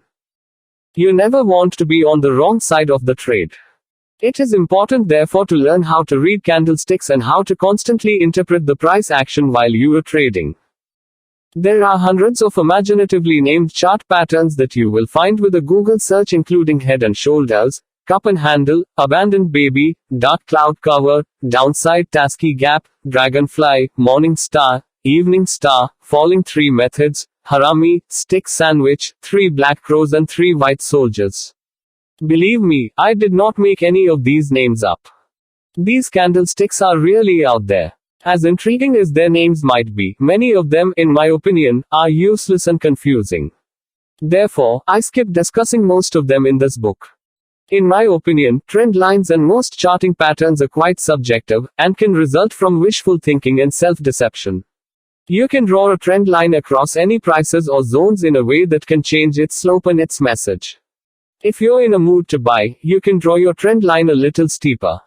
If you feel like shorting and squint at a chart, you'll recognize a head and shoulders pattern. None of those patterns are objective, and I am skeptical of claims regarding even classical formations, such as cup and handle and head and shoulders. The biggest pitfall with this kind of pattern charting is wishful thinking. Traders will find themselves identifying bullish or bearish patterns depending on whether they're in a mood to buy or sell. In the next section, I'll give you a quick overview of the 2 most important patterns for day trading, spinning tops and dojis, and then, in Chapter 7, I will explain how you can trade using these patterns. Spinning tops. Spinning tops are candles that have similarly sized high wicks and low wicks that are usually larger than the body and will often be a little bit more indecisive. For the sake of poetry, let's call them candles of indecision. In these candlesticks, the powers of the buyers and the sellers are almost equal. Although no one is in control of the price, the fight continues on. Usually the volume is lower in these candlesticks as traders are waiting to see who wins the fight between the sellers and the buyers. Trends in price can change immediately after indecision candles, and they therefore are important to recognize in the price action. Buying and selling pressure definition on spinning top candlestick. Formation of spinning top candlestick for reversal trends. Dojis, simple, shooting star and hammer. Dojis are another important candlestick pattern and come in different shapes and forms but are all characterized by having either no body or a very small body. A doji is also an indecision candlestick that is similar to a spinning top. When you see a doji on your chart, it means there is a strong fight occurring between the bears and the bulls. Nobody has won the fight yet. Examples of doji candlesticks. In the picture above, a doji tells us the same story as a spinning top does. In fact, most indecision reversal candles tell you basically the same thing. This will be discussed in greater detail in the next section. At times dojis have unequal top and bottom wicks. If the top wick is longer, it means that the buyers tried unsuccessfully to push the price higher. These types of dojis, such as the shooting star, are still indecision candlesticks, but they may indicate that the buyers are losing power and that the sellers may take over. If the bottom wick is longer, as in hammer dojis, it means that the sellers were unsuccessful in trying to push the price lower. This may indicate an impending takeover of price action by the bulls. Bottom reversal strategy with an indecision hammer candlestick formed is sign of entry. All dojis indicate indecision and possible reversals if they form in a trend. If a doji forms in a bullish trend, it suggests that the bulls have become exhausted and the bears are fighting back to take control of the price. Similarly, if a doji forms in a bearish downward trend, it suggests that the bears have become exhausted and the bulls buyers are fighting back to take control of the price. Top reversal strategy with an indecision shooting star candlestick formed is sign of entry. After learning these candlesticks, it is important that you not get too excited too quickly. Candles are not perfect. If you take a trade every time you see a doji formed in a trend, you will end up with significant losses. Always remember that these candles only indicate indecision and not a definite reversal. To use indecision candles effectively, you must look for confirmation candles and ideally use them with other forms of analysis such as support or resistance levels, both of which are explained in Chapter 7. Chapter 7. Most important day trading strategies. In this chapter, I will introduce some of my strategies, based on 3 elements: 1. Price action, 2. Technical indicators, and 3. Chart patterns. It is important to learn and practice all 3 elements at the same time. Although some strategies require only technical indicators such as moving average and VWAP, it's helpful to also have an understanding of price action and chart patterns in order to become a successful day trader. This understanding, especially regarding price action, comes only with practice. As a day trader, you shouldn't care about companies and their earnings. Day traders are not concerned about what companies do or what they make. Your attention should only be on price action, technical indicators and chart patterns. I know more stock symbols than the names of actual companies. I don't mingle fundamental analysis with technical analysis. I focus exclusively on the technical analysis. Now, having said that, as I mentioned in Chapter 4, I do hunt for fundamental catalyst, a reason why a stock is running up. If I have a stock that's running up 80%, I want to know what the catalyst is, and I don't stop until I find out. So, it's a biopharmaceutical stock and they just got FDA approval. Or, they just passed through clinical trials. Okay, there's a catalyst, now I can understand what's going on. Beyond that, you won't find me listening in on conference calls or sifting through the earnings papers. I don't care about those aspects because I'm not a long-term investor, I'm a day trader. We trade very quickly, guerrilla trading. At times we trade in time periods as short as 10 to 30 seconds. In case you're doubting me on this point, I can tell you from experience that in 10 seconds you can make thousands of dollars.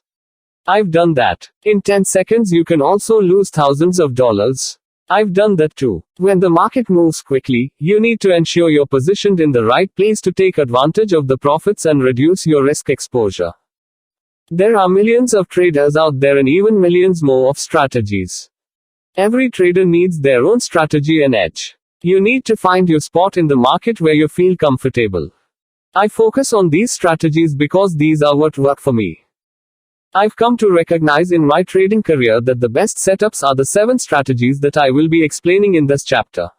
These are simple strategies in theory, but they are difficult to master and require plenty of practice. These trading strategies give signals relatively infrequently and allow you to enter the markets during the quiet times, just like the professionals do. Another point to remember is that in the market right now, over 60% of the volume is algorithmic high-frequency trading. That means you are trading against computers. If you've ever played chess against a computer, you know that you're eventually going to lose. You might get lucky once or twice, but play sufficient times and you are guaranteed to be the loser. The same rule applies to algorithmic trading. You're trading stocks against computer systems. On the one hand, that represents a problem. It means that the majority of changes in stocks that you are seeing are simply the result of computers moving shares around. On the other hand, it also means that there's a small handful of stocks each day that are going to be trading on such heavy retail volume, as opposed to institutional algorithmic trading, that you will overpower the algorithmic trading and you and I, the retail traders, will control that stock. Each day, you need to focus on trading those particular stocks. These are what I call in Chapter 4 the alpha predators, stocks that are typically gapping up or down on earnings. You must look for the stocks that have significant retail traders' interest and significant retail volume. These will be the stocks you will buy, and together, we the people, the retail traders, will overpower the computers, just like in a storyline for the next Terminator sequel. I personally use the candlestick charts explained in Chapter 6. Each candlestick represents a period of time. As I mentioned before, you can choose daily charts, hourly charts, 5-minute charts, even 1-minute charts. My preference is 5-minute charts because I believe a 1-minute chart is too noisy and at times you can be misled by normal price movement in a 1-minute interval. And please, remember, my philosophy of trading is that you must master only a few solid setups to be consistently profitable. In fact, having a simple trading method consisting of a few minimal setups will work to reduce confusion and stress and allow you to concentrate more on the psychological aspect of trading, which is what separates the winners from the losers. Trade management. Before explaining my strategies, it is important to know about my order entry, exit and trade management. It always intrigues me in the chat room when two elite traders select the same stock, one long and the other short. Often, by the end of the day, both are profitable, proving that experience and trade management are more important than the stock and the direction that traders pick. My trade size depends on the price of the stock and on my account and risk management rule Chapter 3, but 800 shares is my usual size. 1. I buy 800 shares all at once. 2. I sell 400 shares in the first target, bringing my stop loss to break-even entry point. 3. I sell another 200 shares in the next target point. 4. I usually keep the last 200 shares until I am stopped out.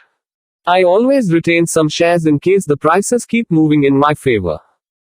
Some professional traders never enter the trade all at once. They scale into the trade, meaning they buy at various points. They might start with 100 shares and then add to their position in various steps. For example, for a 1000 share trade, they enter either 500 and 500ths or 100, 200 and 700ths shares.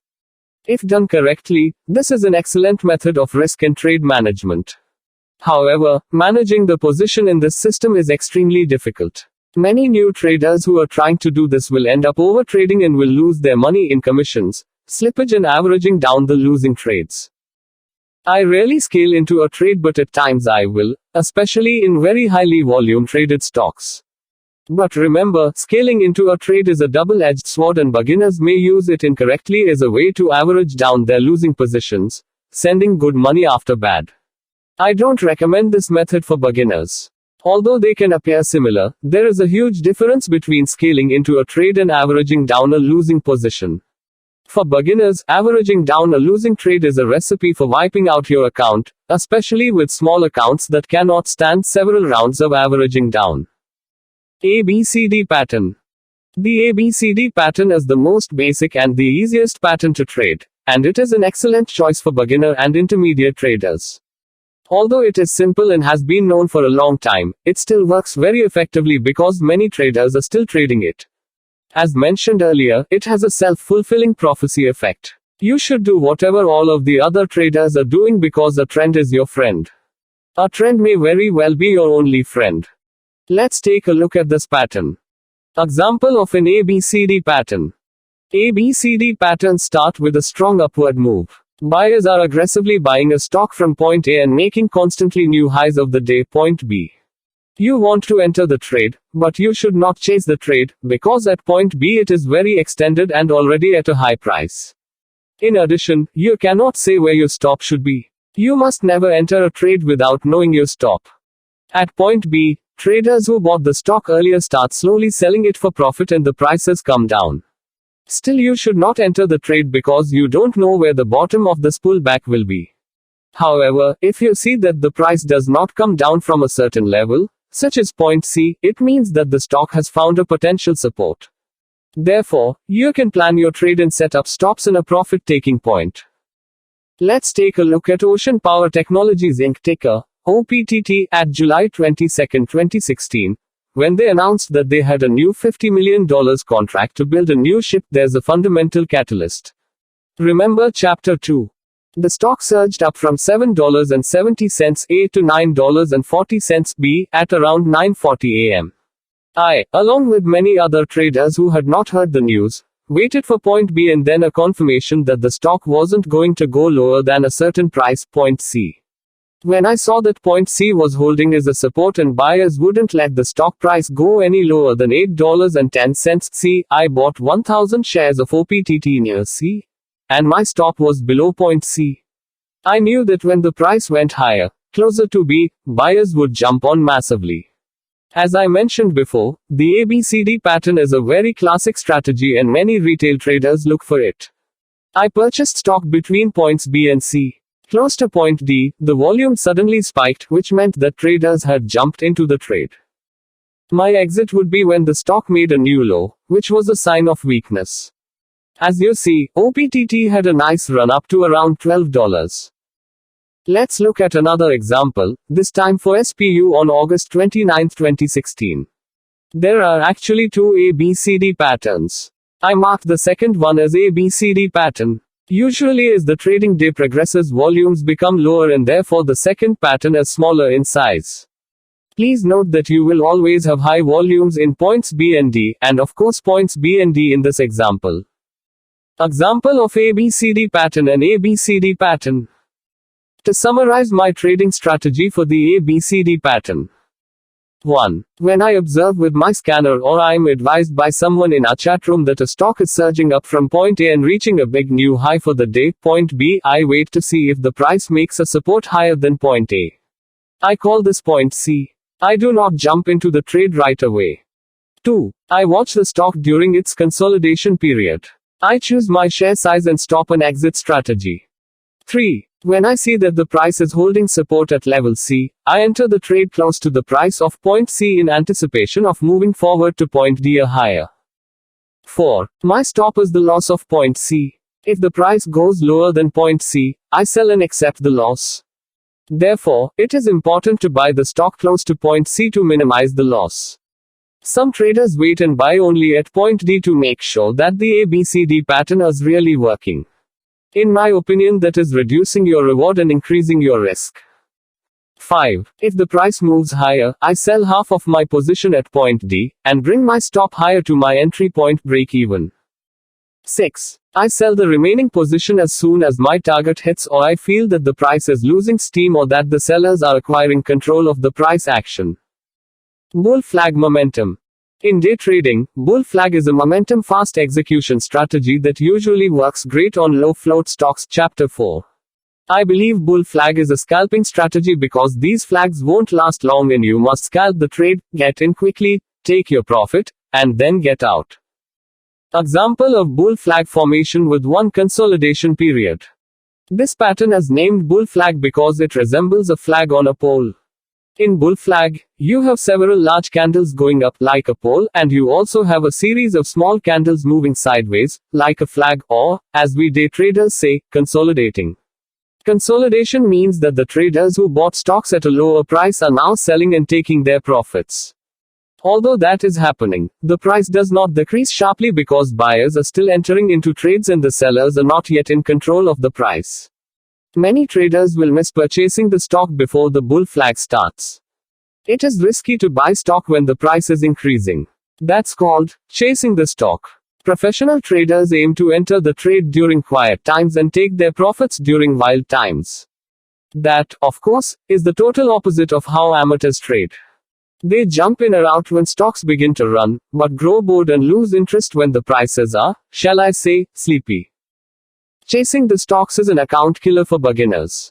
You must wait until the stock finds its high point, and then wait for the consolidation. As soon as the price breaks up in the consolidation area, you can begin purchasing stocks. Usually a bull flag will show several consolidation periods. I enter in only the first and second consolidation periods. Third and higher consolidation periods are risky because the price has probably been very extended in a way that indicates that the buyers will soon be losing their control. Let's study an example of a bull flag of RIGL on August 30, 2016. Example of bull flag formation with two consolidation periods on RIGL. This is an example of two bull flag patterns. It is normally hard to catch the first bull flag, and you will probably miss it, but your scanner should alert you to it. Let's look at an example from my scanner in this time period. Example of my intraday bull flag strategy. As you can see, my scanner showed RIGL at 12 hours 36 minutes and 15 seconds PM. As soon as I saw that, I realized that there was also a very high relative volume of trading, which made this a perfect setup for day trading. I waited for the first consolidation period to finish, and as soon as the stock started to move towards its high for the day, I jumped into the trade. My stop loss would be the breakdown of the consolidation period. I marked my exit and entry in the picture below. As you can see, if you had wanted to wait for a second consolidation period in hope of the third bull flag, you would probably have been stopped out. That is why I usually enter the first and second bull flags, but not the third one. Entry, stop and exit of a bull flag strategy on RIGL. To summarize my trading strategy. 1. When I see a stock surging up either on my scanner or when advised by someone in our chat room, I patiently wait until the consolidation period. I do not jump into the trade right away. You will recall that is the dangerous act of chasing. 2. I watch the stock during the consolidation period. I choose my share size and stop and exit strategy. 3. As soon as prices are moving over the high of the consolidation candlesticks, I enter the trade. My stop loss is the break below the consolidation periods. 4. I sell half of my position and take a profit on the way up. I bring my stop loss from the low of the consolidation to my entry price break even. 5. I sell my remaining positions as soon as my target hits or I feel that the price is losing steam and the sellers are gaining control of the price action. As I mentioned, many people, including myself, buy only at or near the breakout, similar to the ABCD pattern. The bull flag is essentially an ABCD pattern that will happen more on low float stocks. It's fast and it will fade away more quickly. Therefore, it is more or less a momentum scalping strategy. Scalpers buy when a stock is running. They rarely like to buy during consolidation, during that waiting and holding phase. These types of stocks usually drop quickly and brutally, so it is important for you to jump only when there is a confirmation of breakout. Waiting for the stocks to break the top of a consolidation area is a way of reducing your risk and exposure time. Instead of buying and holding and waiting, which increases exposure time, scalpers just wait for the breakout and then send their order. Get in, scalp, and get out quickly. That's the philosophy of momentum scalpers. Get in at the breakout. Take your profit. Get out of the way. The bull flag pattern is found within an uptrend in a stock. The bull flag is a long-based strategy. You should not short a bull flag. I personally don't trade much momentum. It is a risky strategy and beginners should be very careful trading these. If you choose to, trade only small size and only after sufficient practice in simulators. You will also need a super fast execution system for scalping. Top and bottom reversal trading. Top and bottom reversals are among the easiest trading strategies. Day traders love using them because they have a very defined entry and exit point and a very high profit to loss ratio. In this section, I'm going to explain how to find reversal setups using scanners, how to read the Bollinger Bands to find extremes, how to use indecision or doji candlesticks to take an entry, how to understand where to set your stops and your profit targets, and how to trail your winners. If you are part of our private chat room, you will hear me say time and time again that what goes up must come down. Don't chase the trade if it is too extended. The inverse is also true. What goes down will definitely come back up to some extent. When a stock starts to sell off significantly, there are two reasons behind it. 1. Institutional traders and hedge funds have started selling their large position to the public market and the stock price is tanking. 2. Retail traders have started short selling the stock, but they will have to cover their shorts sooner or later.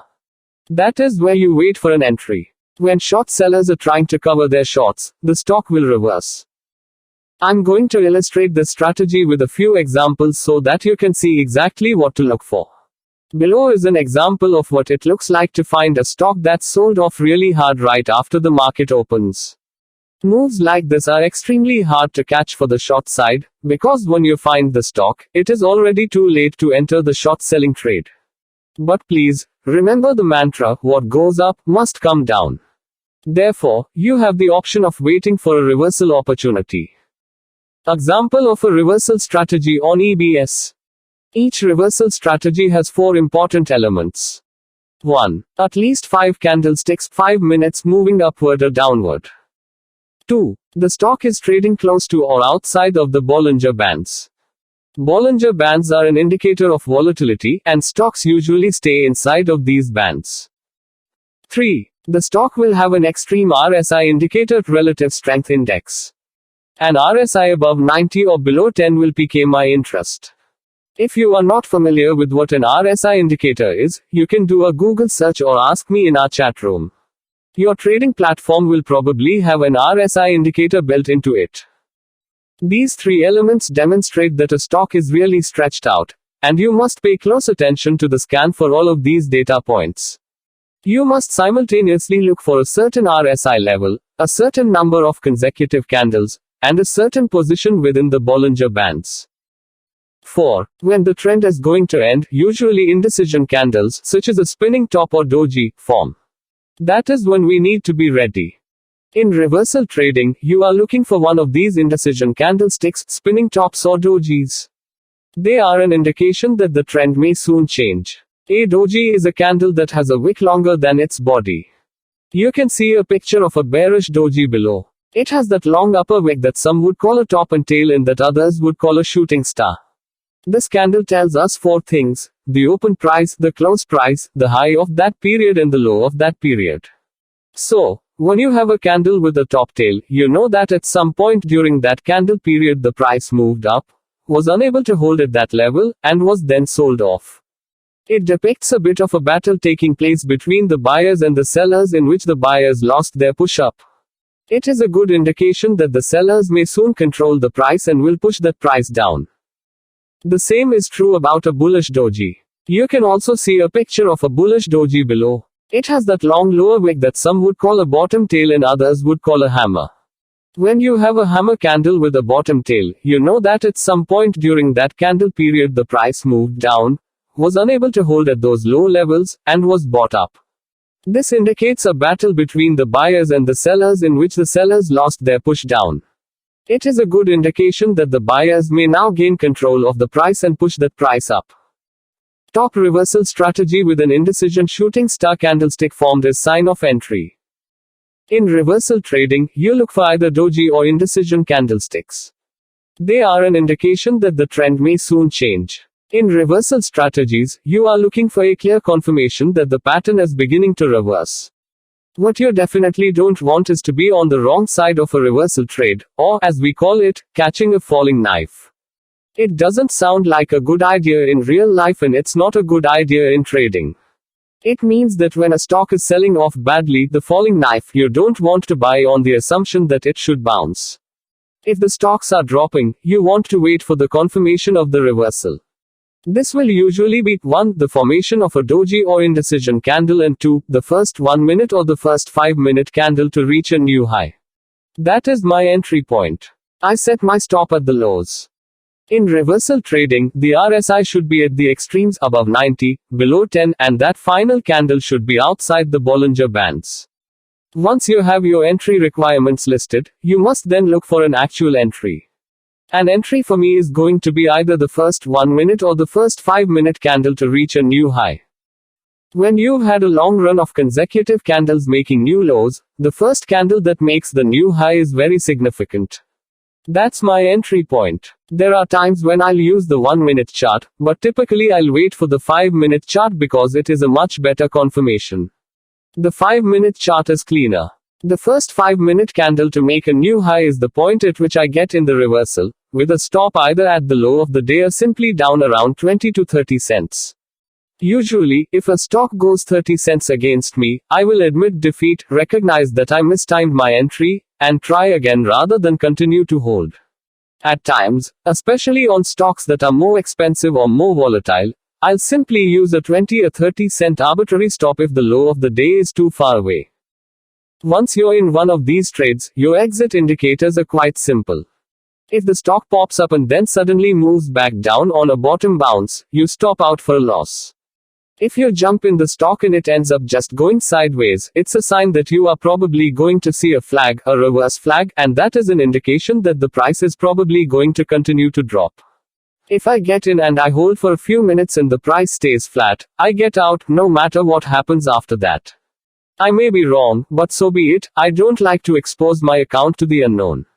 I need to be in the right setup, and if it is not ready yet, I'm out. If I get into the profit zone, I can start adjusting my stop, first to break even, and then to the low of the last 5-minute candle. I will then keep adjusting my stop as I move up. You must realize that almost all of the big moves will eventually be corrected. What goes up must come down. In reversal strategies, one of the main advantages is the opportunity to watch stocks that are running up, while simultaneously calculating possible resistance points and areas that could provide a good reversal opportunity. This allows you to resist being impulsive and rushing into the trade. You can instead take your time to watch the trade develop and wait for the momentum to begin to shift. An important metaphor many traders use when talking about reversal strategies is that of a rubber band. When stocks become really stretched out to the downside, then inevitably they're due for correction. So, when a stock is really squeezing down, you will know that at some point it's going to make a bounce, and you want to be in there for the bounce. What you definitely don't want to be is to be the one still selling. As I said before, that's like catching a falling knife. If stocks are dropping, you want to wait for the confirmation of the reversal. This will probably be the first 1 minute or the first 5-minute candle to make a new high.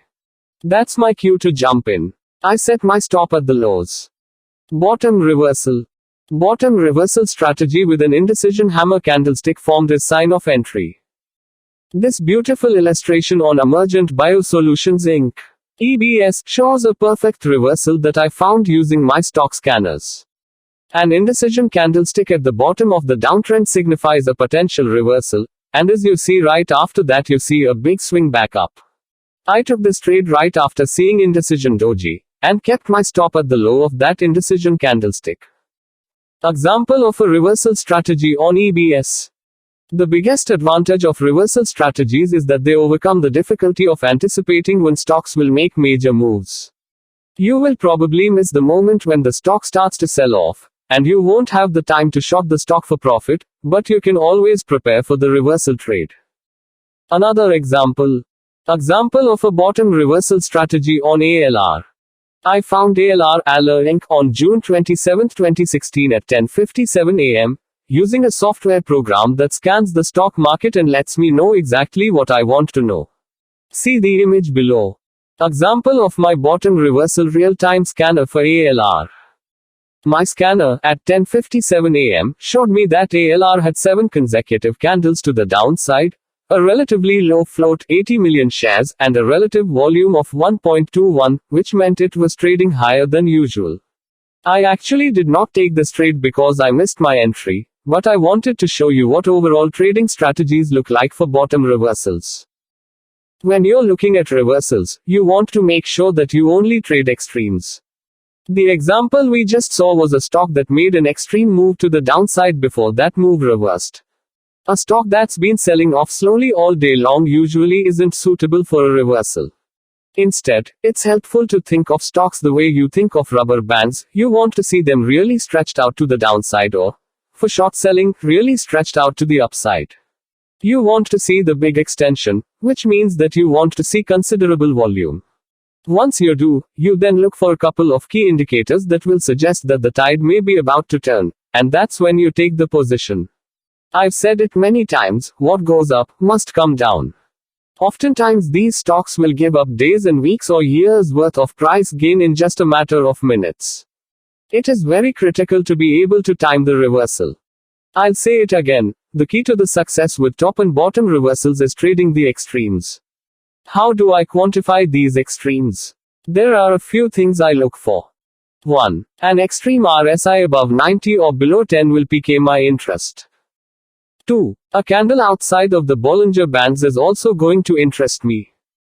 3. Finally, seeing 5 to 10 consecutive candles ending with an indecision candle or a doji is definitely going to catch my interest. These candles usually show that sellers are losing their control while buyers are becoming more powerful, and that indicates the end of a trend. I will add a caveat to that final point. There will be times when you will have 5 to 10 consecutive candles without much price action. They may be drifting down slowly, but not quickly enough for you to sense that it's a good reversal. You must look for a combination of these indicators all occurring at the same time. Never sell short just because the prices are too high. You should never argue with the crowd's decision, even if it doesn't make sense to you.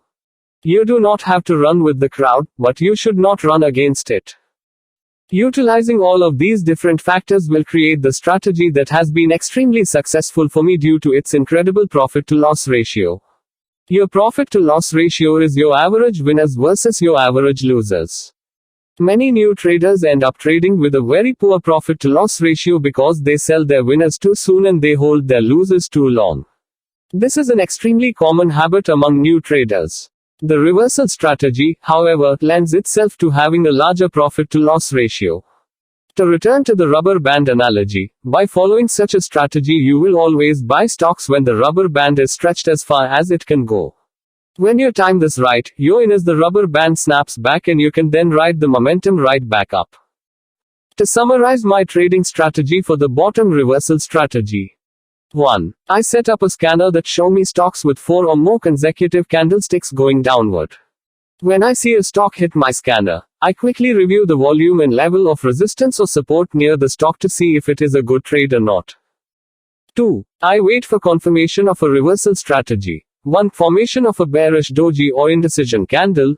2. Candlesticks being very close or outside of the Bollinger Bands. And 3. The RSI must be lower than 10. 3. When I see the stock make a new 5-minute high, I buy the stock. 4. My stop loss is the low of the previous red candlestick or the low of the day. 5. My profit target is 1. The next level of support or 2. VWAP, volume weighted average price, described later in this chapter, or moving averages, or 3. The stock makes a new 5-minute high, which means that the buyers are once again gaining control. Top reversal. A top reversal is similar to a bottom reversal, but on a short selling side. Let's take a look at Bed Bath & Beyond Inc. as it traded on June 23, 2016. My scanner showed B going up at 10:18 a.m. with 6 consecutive candles. It had a relative volume of 21.50, which meant it was trading significantly higher than usual. That was because, as discussed, retail traders look for unusual trading volume. I took this trade and made a good profit on it. The candlesticks were not outside of the Bollinger Bands, but because it was trading with very unusual volume, and forming a nice doji on top, I decided to take the trade. I shorted stock when a new 5-minute candlestick was made, with my stop being the break of the high of the last 5-minute candles. I covered my shots at $43.40 for a 60-cent profit when the stock made a new 5-minute high. Example of my top reversal real-time scanner for B. Example of a top reversal strategy on B. To summarize my trading strategy for the top reversal strategy. 1. I set up a scanner that shows me stocks with 4 or more consecutive candlesticks moving upward. When I see the stock hit my scanner, I quickly review the volume and level of resistance or support near the stock to see if it is a good trade or not. 2. I wait for confirmation of a reversal strategy. 1. Formation of a bearish doji or indecision candle. 2. Candlesticks being very close or outside of Bollinger Bands. And 3. The RSI must be higher than 90. 3. When I see the stock make a new 5-minute low, I start short selling the stock. 4. My stop will be the high of the previous candlestick or simply the high of the day. 5. My profit target is 1. The next level of support or 2. VWAP or moving averages or 3. When the stock makes a new 5-minute high, which means the buyers are once again gaining control. Some day traders focus exclusively on reversal trades and actually base their entire careers on them. Reversal trades are certainly the most classic of the various strategies with a very high risk-reward ratio and, interestingly, you will always find stocks that are good candidates for reversal trades. I myself am trading more and more reversal trades these days, especially during late morning and afternoon trading. However, reversal trading is not yet the cornerstone of my trading strategies. I am more of a VWAP trader and support or resistance trader, which I will explain later. Moving average trend trading. Some traders use moving averages as potential entry and exit points for day trading.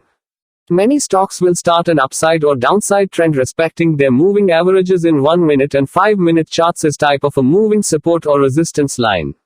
Traders can benefit from this behavior and ride the trend along moving average on top of moving average for going long or below moving average for short selling. I have been asked why moving averages are becoming support or resistance, and the answer is because many traders are looking at these lines and making decisions based on them. Therefore, they have a self-fulfilling prophecy effect. There is no fundamental reason behind moving averages being a support or resistance line. I use 9 and 20 exponential moving averages EMA, and 50 and 200 simple moving averages SMA. I won't go into the details of what moving averages are and the differences between simple and exponential in order to keep this book short.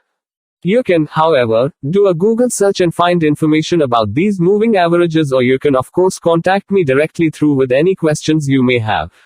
Your charting software will have most of the moving averages built in. They are ready to be used and there is no need to change the default setting in them. Let's take a look at the chart below for NUGT to see how you could trade based on 9 EMA in a 1-minute chart. Example of a moving average trend strategy on NUGT. As you can see, at 3:06 p.m. I noticed NUGT has formed a bull flag. I saw that a consolidation period was happening on top of 9 EMA.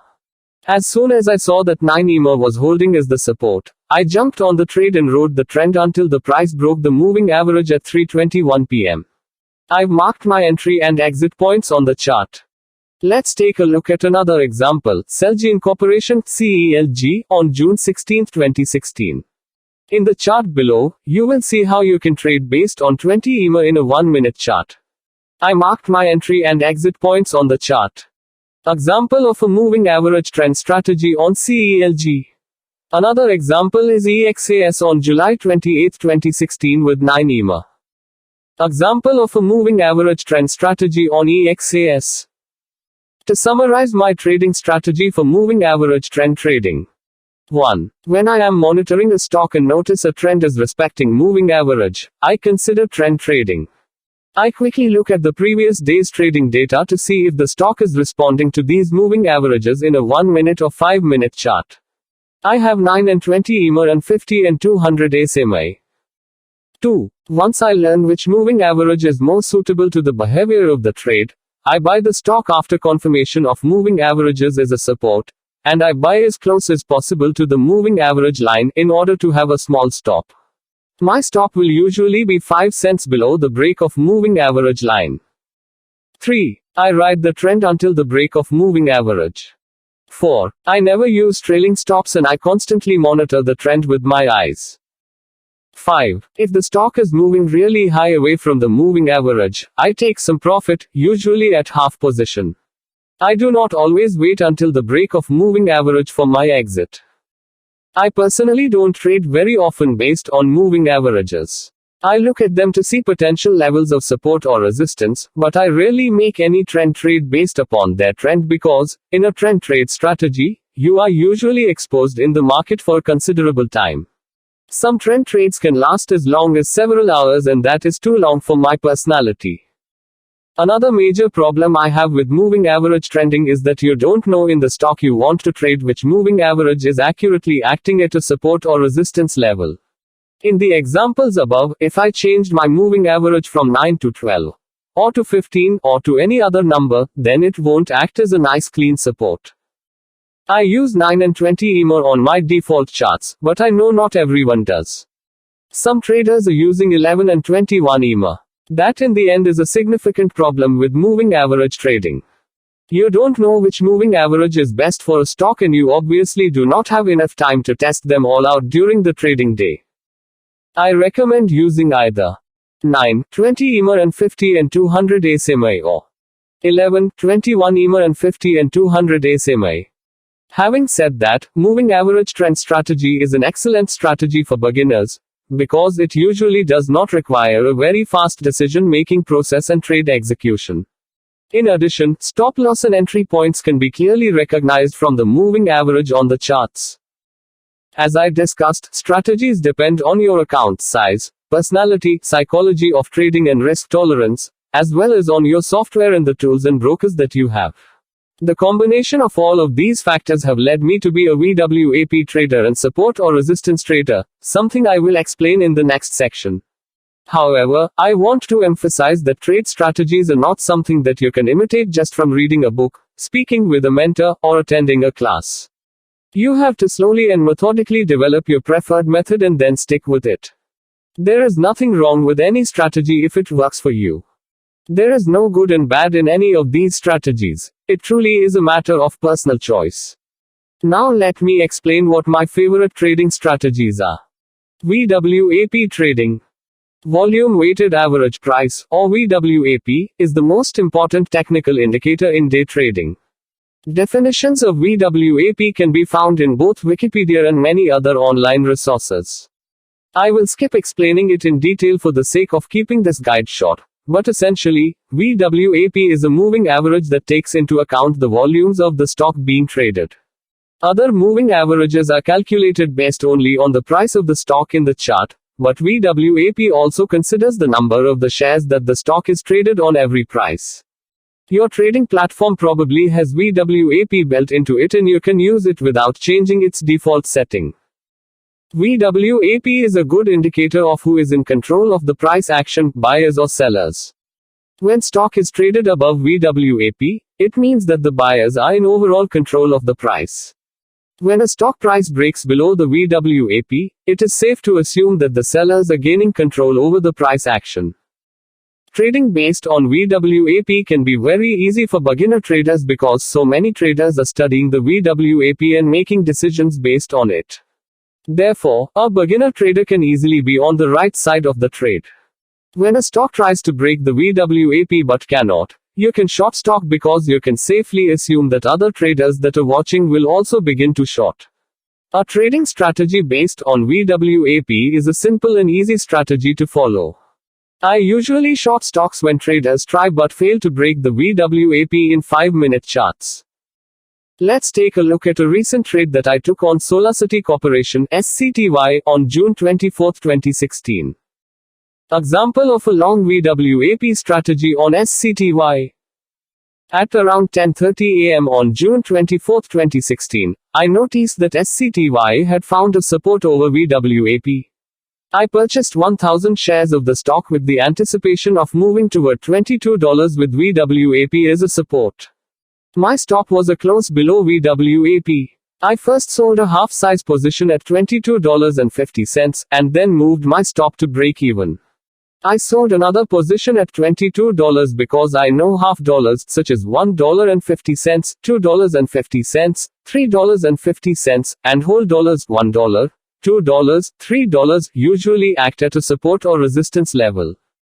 VWAP also works well when you want to short stocks.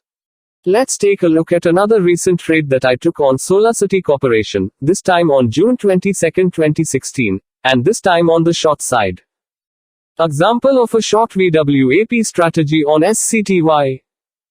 At around 11 a.m., I noticed that SCTY had faced a resistance over VWAP. I shorted the stock with the anticipation of losing the VWAP at around $23. Around 12 p.m. buyers gave up and the sellers took control of the price action. I had a nice run down to $22 and covered my shorts at $22 for a good $1,000 profit. To summarize my trading strategy for VWAP trading. 1. When I make my watch list for the day, I monitor the price action around VWAP. If a stock shows respect toward VWAP, then I wait until a confirmation of the VWAP break or support. 2. I usually buy as close as possible to minimize my risk. My stop will be a break and close 5-minute chart below VWAP. 3. I keep the trade until I hit my profit target or until I reach a new support or resistance level. 4. I usually sell half positions near the profit target or support or resistance level and move my stop up to my entry point or break even. A similar approach will work equally as well when you short a stock. Support or resistance trading. Horizontal support or resistance trading is my favorite style of trading. The market doesn't know diagonals. It remembers price levels, which is why horizontal support or resistance lines make sense, but diagonal trend lines are subjective and open to self-deception. I therefore avoid trend lines because, in my opinion, they are wildly subjective and result in wishful thinking and self-deception. In fact, trend lines are among the most deceptive of all tools. You can draw a trend line across the prices or zones in a way that can change its slope and its message. If you're in a mood to buy, for example, you can draw your trend line somehow steeper. After making thousands of trades and looking at thousands of charts, I've come to the conclusion that the market doesn't know diagonals. It remembers price levels, which is why horizontal support or resistance lines make sense, but diagonal trend lines are subjective and open to self-deception. Support is a price level where buying is strong enough to interrupt or reverse a downtrend. When a downtrend hits support, it bounces like a diver who hits the bottom of the ocean and then automatically pushes away from it. Support is represented on a chart by a horizontal line connecting two or more bottoms, see the figure below. Resistance is a price level where selling is strong enough to interrupt or reverse an uptrend. When an uptrend hits resistance, it acts like a person who hits their head on a branch while climbing a tree, they stop and might even tumble down. Resistance is represented on a chart by a horizontal line connecting two or more tops. Minor support or resistance causes trends to pause, while major support or resistance causes them to reverse. Traders buy at support and sell at resistance, making their effectiveness a self-fulfilling prophecy. Using this method, every morning I shortlist the stocks that I would like to trade based on the criteria I set forth in Chapter 4. A stock that has fundamental catalysts such as news, an extreme earnings report or a new drug approval. These stocks are the ones that retail traders are watching and planning to trade. Before the market opens, I go back to the daily charts and find price levels that have been shown in the past to be critical. Finding price support or resistance levels is tricky and requires trading experience. If you watch me trading every morning, you will see how I place my support or resistance lines on my alpha predators. For example, let's take a look at a SCTY daily chart without support or resistance lines and another including the lines. Example of a support or resistance strategy on SCTY daily chart. Support or resistance lines in daily charts are not always easy to find, and at times you will not be able to draw anything clear. If I cannot see anything clear, I don't have to draw anything. There is a good chance that other traders will also not see these lines clearly, and therefore there is no point in forcing myself to draw support or resistance lines. In that case, I will plan my trades based on the VWAP or moving averages or chart patterns that I earlier discussed. Here are some hints for drawing support or resistance lines. 1. You will usually see indecision candles chapter 6 in the area of support or resistance because that is where buyers and sellers are closely fighting each other. 2. Half dollars and whole dollars usually act at a support or resistance level. If you don't find a support or resistance line around these numbers on daily charts, remember that in intraday these numbers can act as an invisible support or resistance line. 3. You should always look at the recent data to draw lines. 4. The more of a line that is touching price lines, the more that the line is a better support or resistance and has more value. Give that line more emphasis.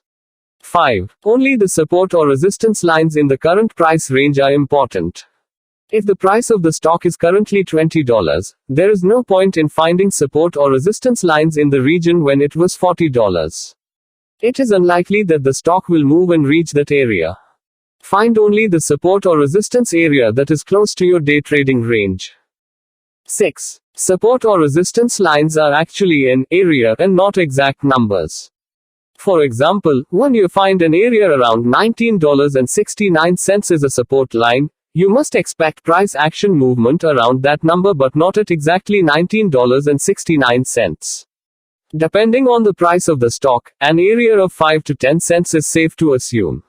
In the example with a support line of $19.69, the real support area might be anything from $19.62 to $19.72. 7. The price must have a clear bounce from that level. If you are not certain if the price has bounced in that level, then it is probably not a support or resistance level.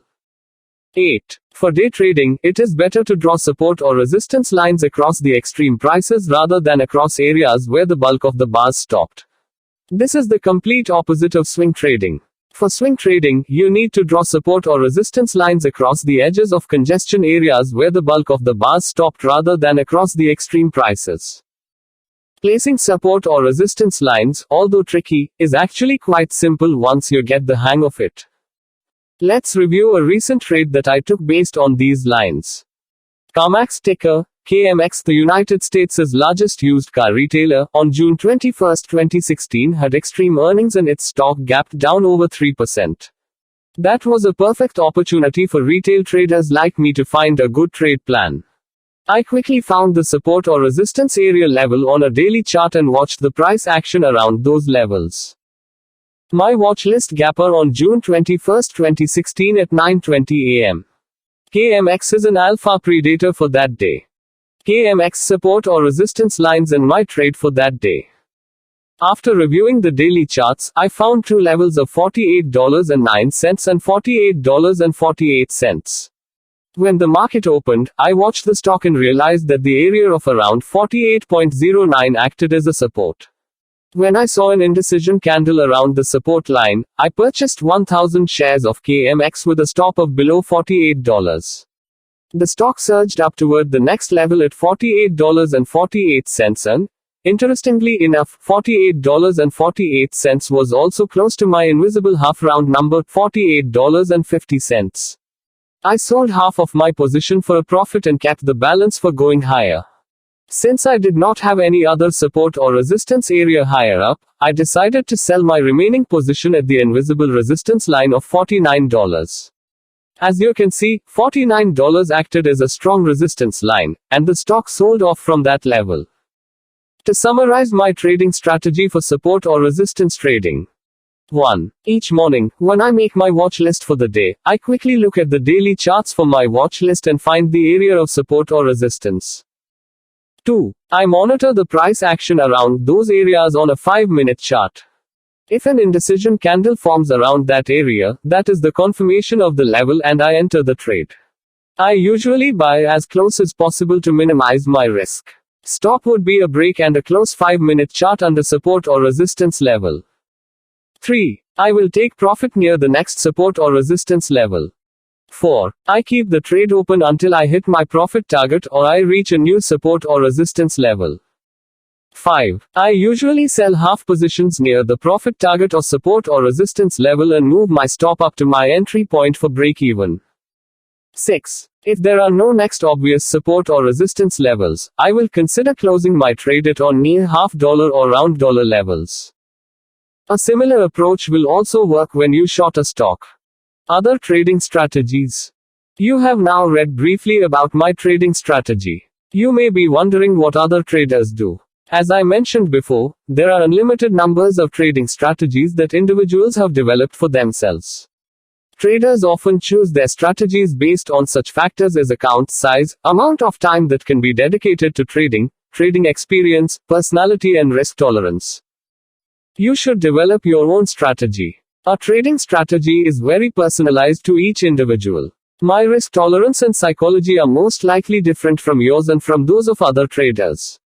I might not be comfortable with a $500 loss, but someone who has a large account can easily hold on to the loss and eventually make profit out of a losing trade. You cannot mirror trade anyone else, you must develop your own risk management method and strategy. Some traders focus heavily on technical indicators like the RSI, the Moving Average Convergence Divergence, also known as the MACD, or the Moving Average Crossover. There are hundreds, if not thousands, of sophisticated technical indicators out there. Some traders believe they have found the holy grail of technical indicators, and it might be a combination of RSI or the Moving Average Crossover. I don't believe in any of them. I don't think that they work for day trading, especially over the long term.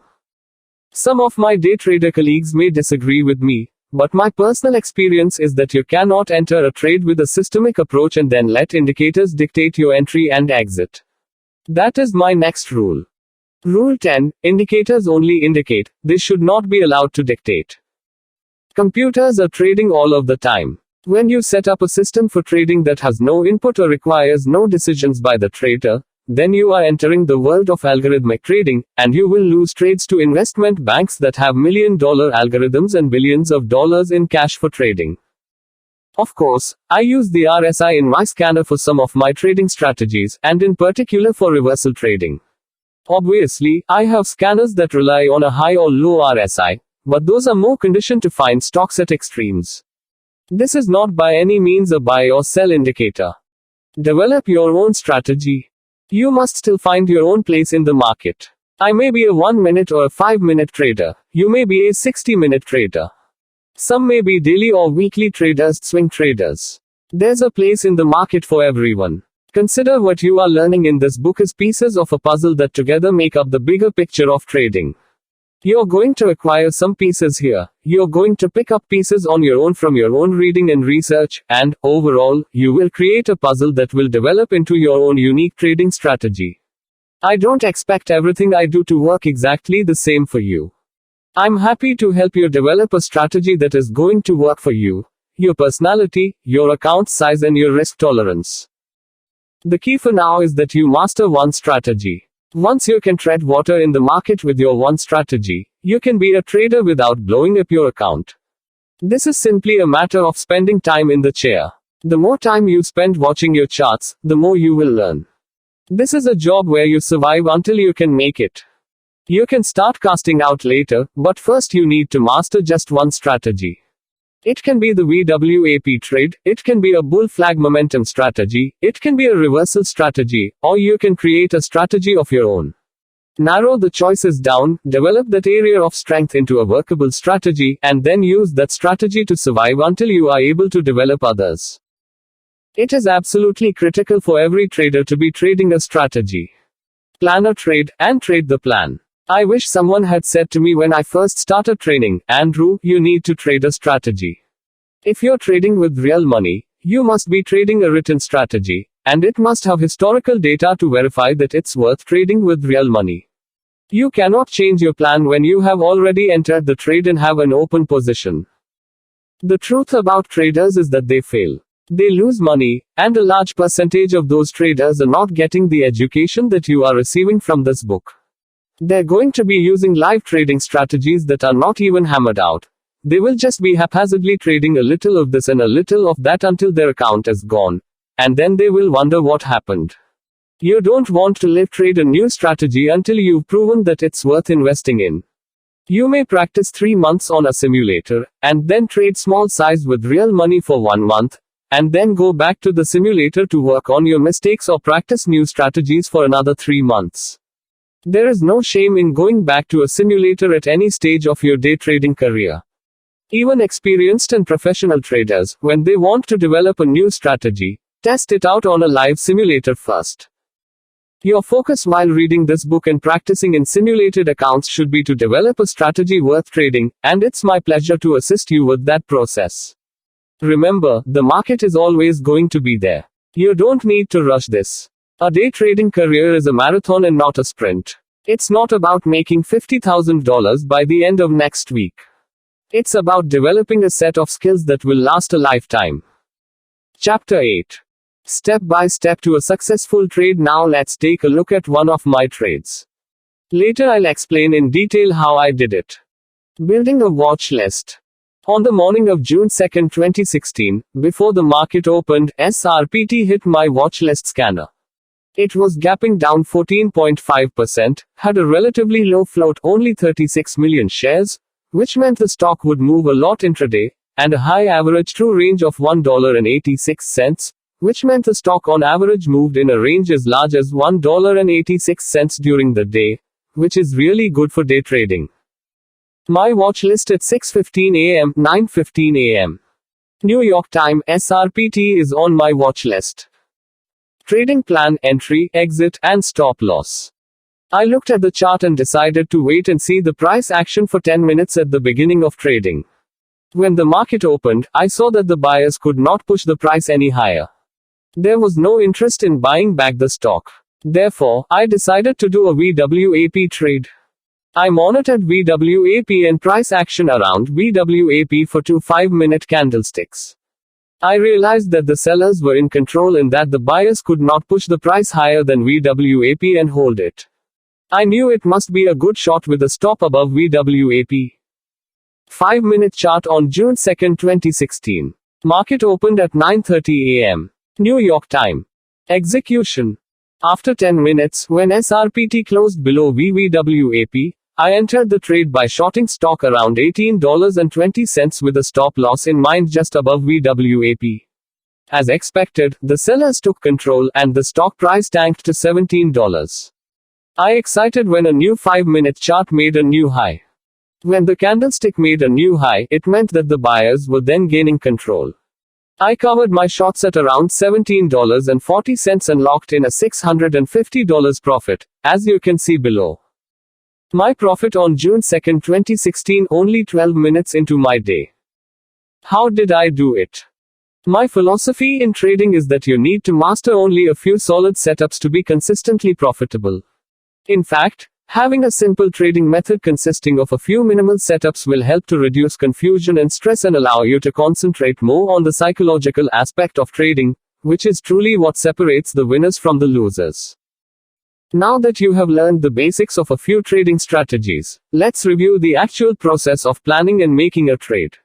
You now understand the setup you want to trade, but as a beginner trader, you will have a hard time planning and initiating a trade beforehand. It is very common to have a good setup but then enter or exit a trade at the wrong times and lose money while everyone else is making money. I believe the solution lies in developing a process for your trading.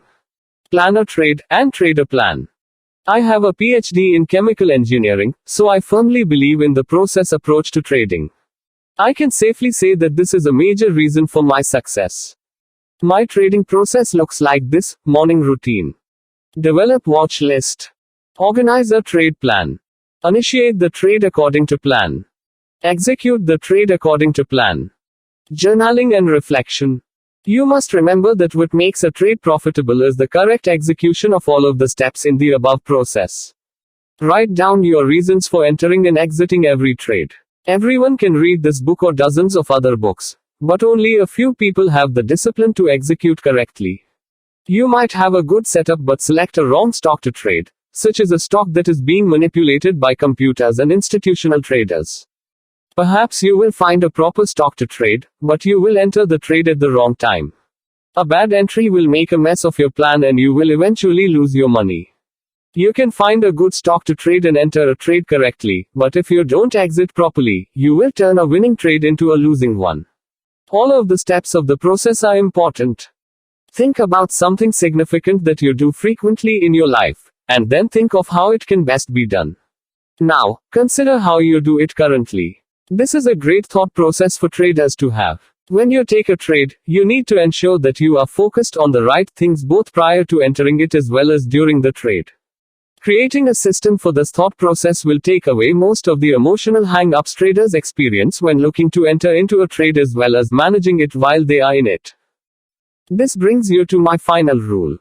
Rule 11: Profitable trading does not involve emotion. If you are an emotional trader, you will lose your money. Education and practice give you a perspective of what matters in trading, how you trade, and how you can grow and develop your skills.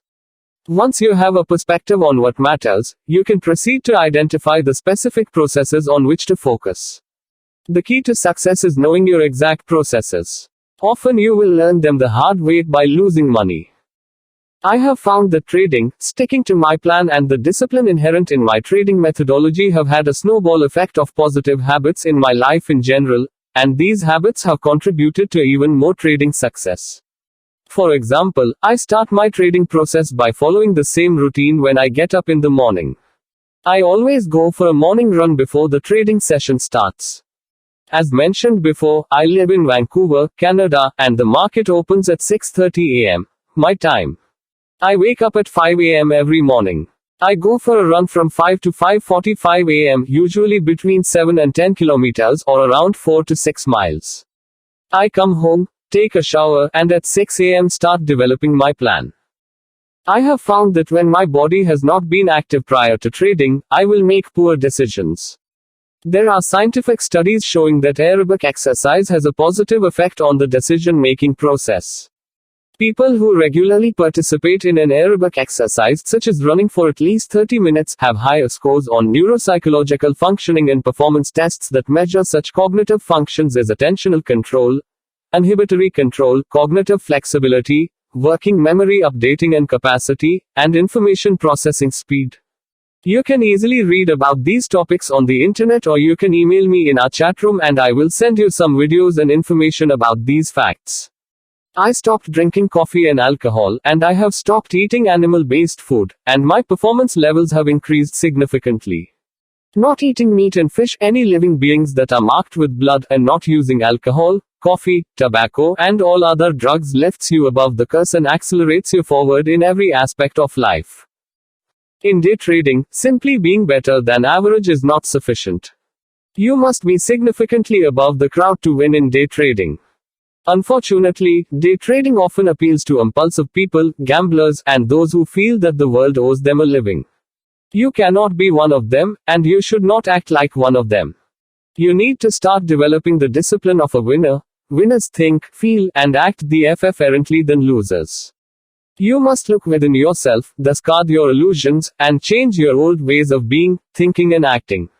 Change is hard, but if you want to be a successful trader, you must work on changing and developing your personality. To succeed, you will need motivation, knowledge, and discipline.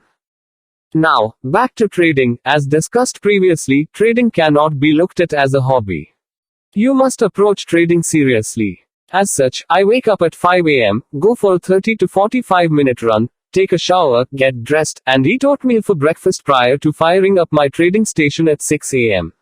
I am awake, alert, and motivated when I sit down and start building my watch list. This morning routine has tremendously helped my mental preparation for coming into the market.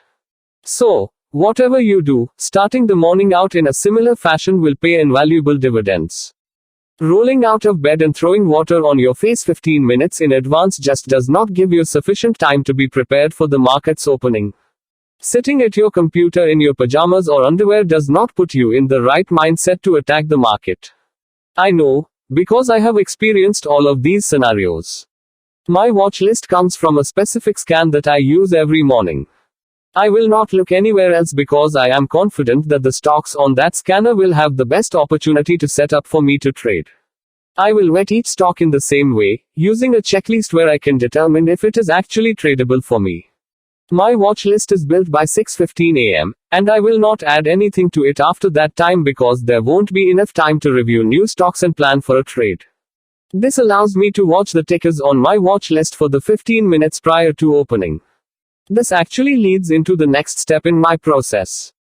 During the 15 minutes prior to opening, I watch the tickers on my watch list and develop trade plans for them based on the price action I am seeing. This is the most difficult part, and it requires experience, knowledge, and education. Many traders fail at this step. When the bell rings at 6:30 a.m., 9:30 a.m. New York time, I'll have my plans in place written on note cards because it is too easy to forget what I've seen on each ticker coming into the open. What is my plan if it sets up to the long side? What's my plan if it sets up to the short side? What setup do I want to see? What are my profit targets? Where will my stop be? Is the profit window large enough for the trade to make sense? Just asking yourself questions like these when you are planning your trades will give you a significant advantage because you can then go in with a battle plan and stick to it. If it is written down close to my face, I can easily refer to it, and that eliminates the anxiety that I used to feel when that bell rang. All I am doing at the opening is looking for my signal and trigger to enter the trade. In the example above, I saw that SRPT had gapped down 15%. I knew that there wasn't much interest in buying the stock. Who would dare to buy when a stock gapped down 15% overnight? Most investors are actually trying to get out and sell before it goes down even further, as though there's something seriously wrong with the company. I could not find any support or resistance nearby, therefore I decided to watch VWAP and chose a VWAP short trade. Once the stock sets up, signals, and triggers an entry, I will enter without question. Well, that's the plan anyway. Sometimes I may second guess myself, but not too often. I have my profit targets written out on my trade plan, as well as the technical level that I am basing my stops on, so after entry I am just concentrating on hitting my marks and booking profit. There are some that say that knowing when to exit is the hardest part of the trade. It can be extremely tough not to exit the trade too early if you do not have a preset plan. If you have a plan ahead of time and you stick to it, you will have a better chance of letting your winning trades work and cutting your losses off quickly instead of the other way around. This will also help with managing your emotions while in the trade. Recently I talked to one of my students about filtering out the noise. This strategy goes a long way to help do that so you can focus on the trade. Once the trade is done, I will reflect on how well my plan worked and how well I stuck to what I had written. Most of the reflection on my trades will come in the evening when I review and recap my trades from the day. I believe one of the key things forgotten by many is reflection. What did I do right? What did I do wrong? And should I have sold earlier? Are all extremely important questions for the development of your trading. Just because you made good profits doesn't mean you are a perfect trader. How you play both sides of the table are extremely important. Write down or do a video recap of the trade and everything that comes to mind lesson-wise, and then file it away with other past lessons, and use them all as a reference for the future. Some lessons hit harder than others, but be confident that with time you will only get better.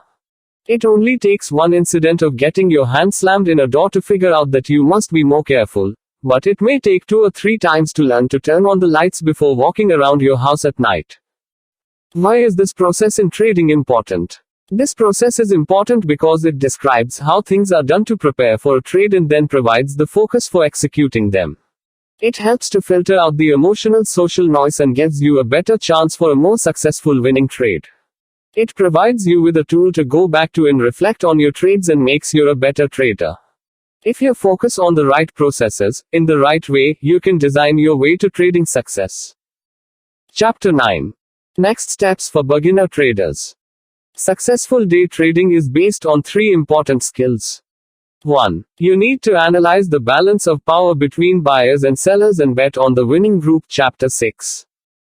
2. You need to practice excellent money and trade management. Chapter 3.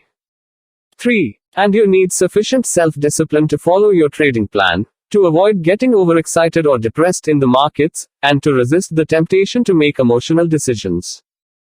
Now that you have read this book, you should be in a better position to make a decision on whether or not day trading is right for you.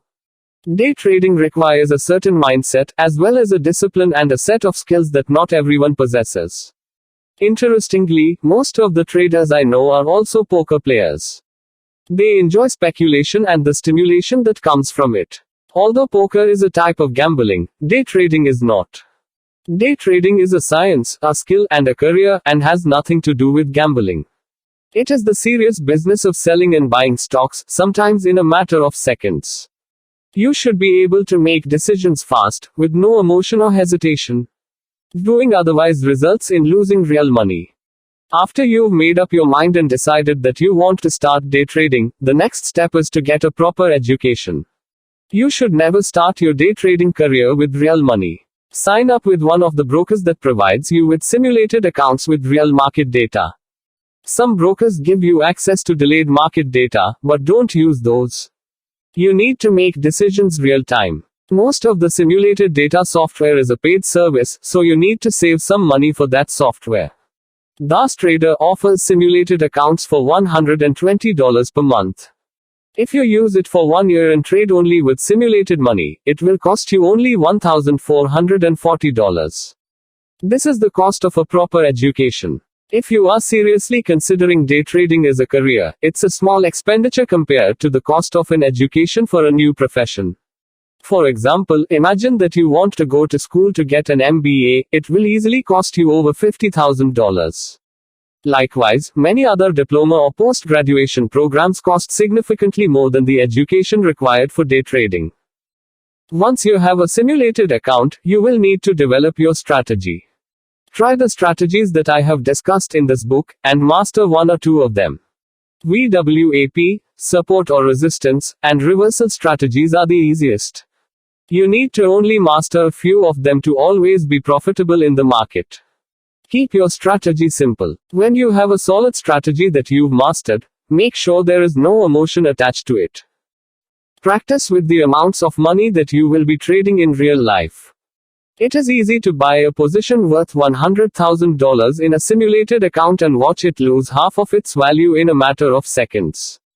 But could you tolerate this loss in a real account? If not, you will probably become an emotional trader and make a decision quickly, usually resulting in a major loss.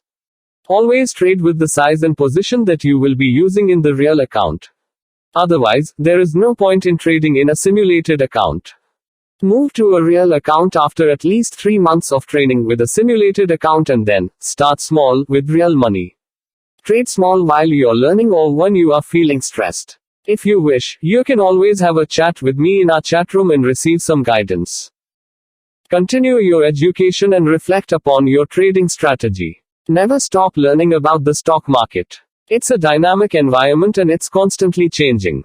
Day trading is different than it was 10 years ago, and it will be different in another 10 years.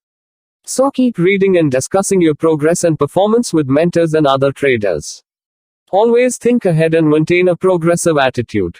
Learn as much as you can, but keep a degree of healthy skepticism about everything, including this book. Ask questions, and do not accept experts at their word. Join a community of traders. Trading alone is very difficult and can be emotionally overwhelming. It is very helpful to join a community of traders so you can ask them questions, talk to them, learn new methods and strategies, get some hints and alerts about the stock market, and also make your own contributions.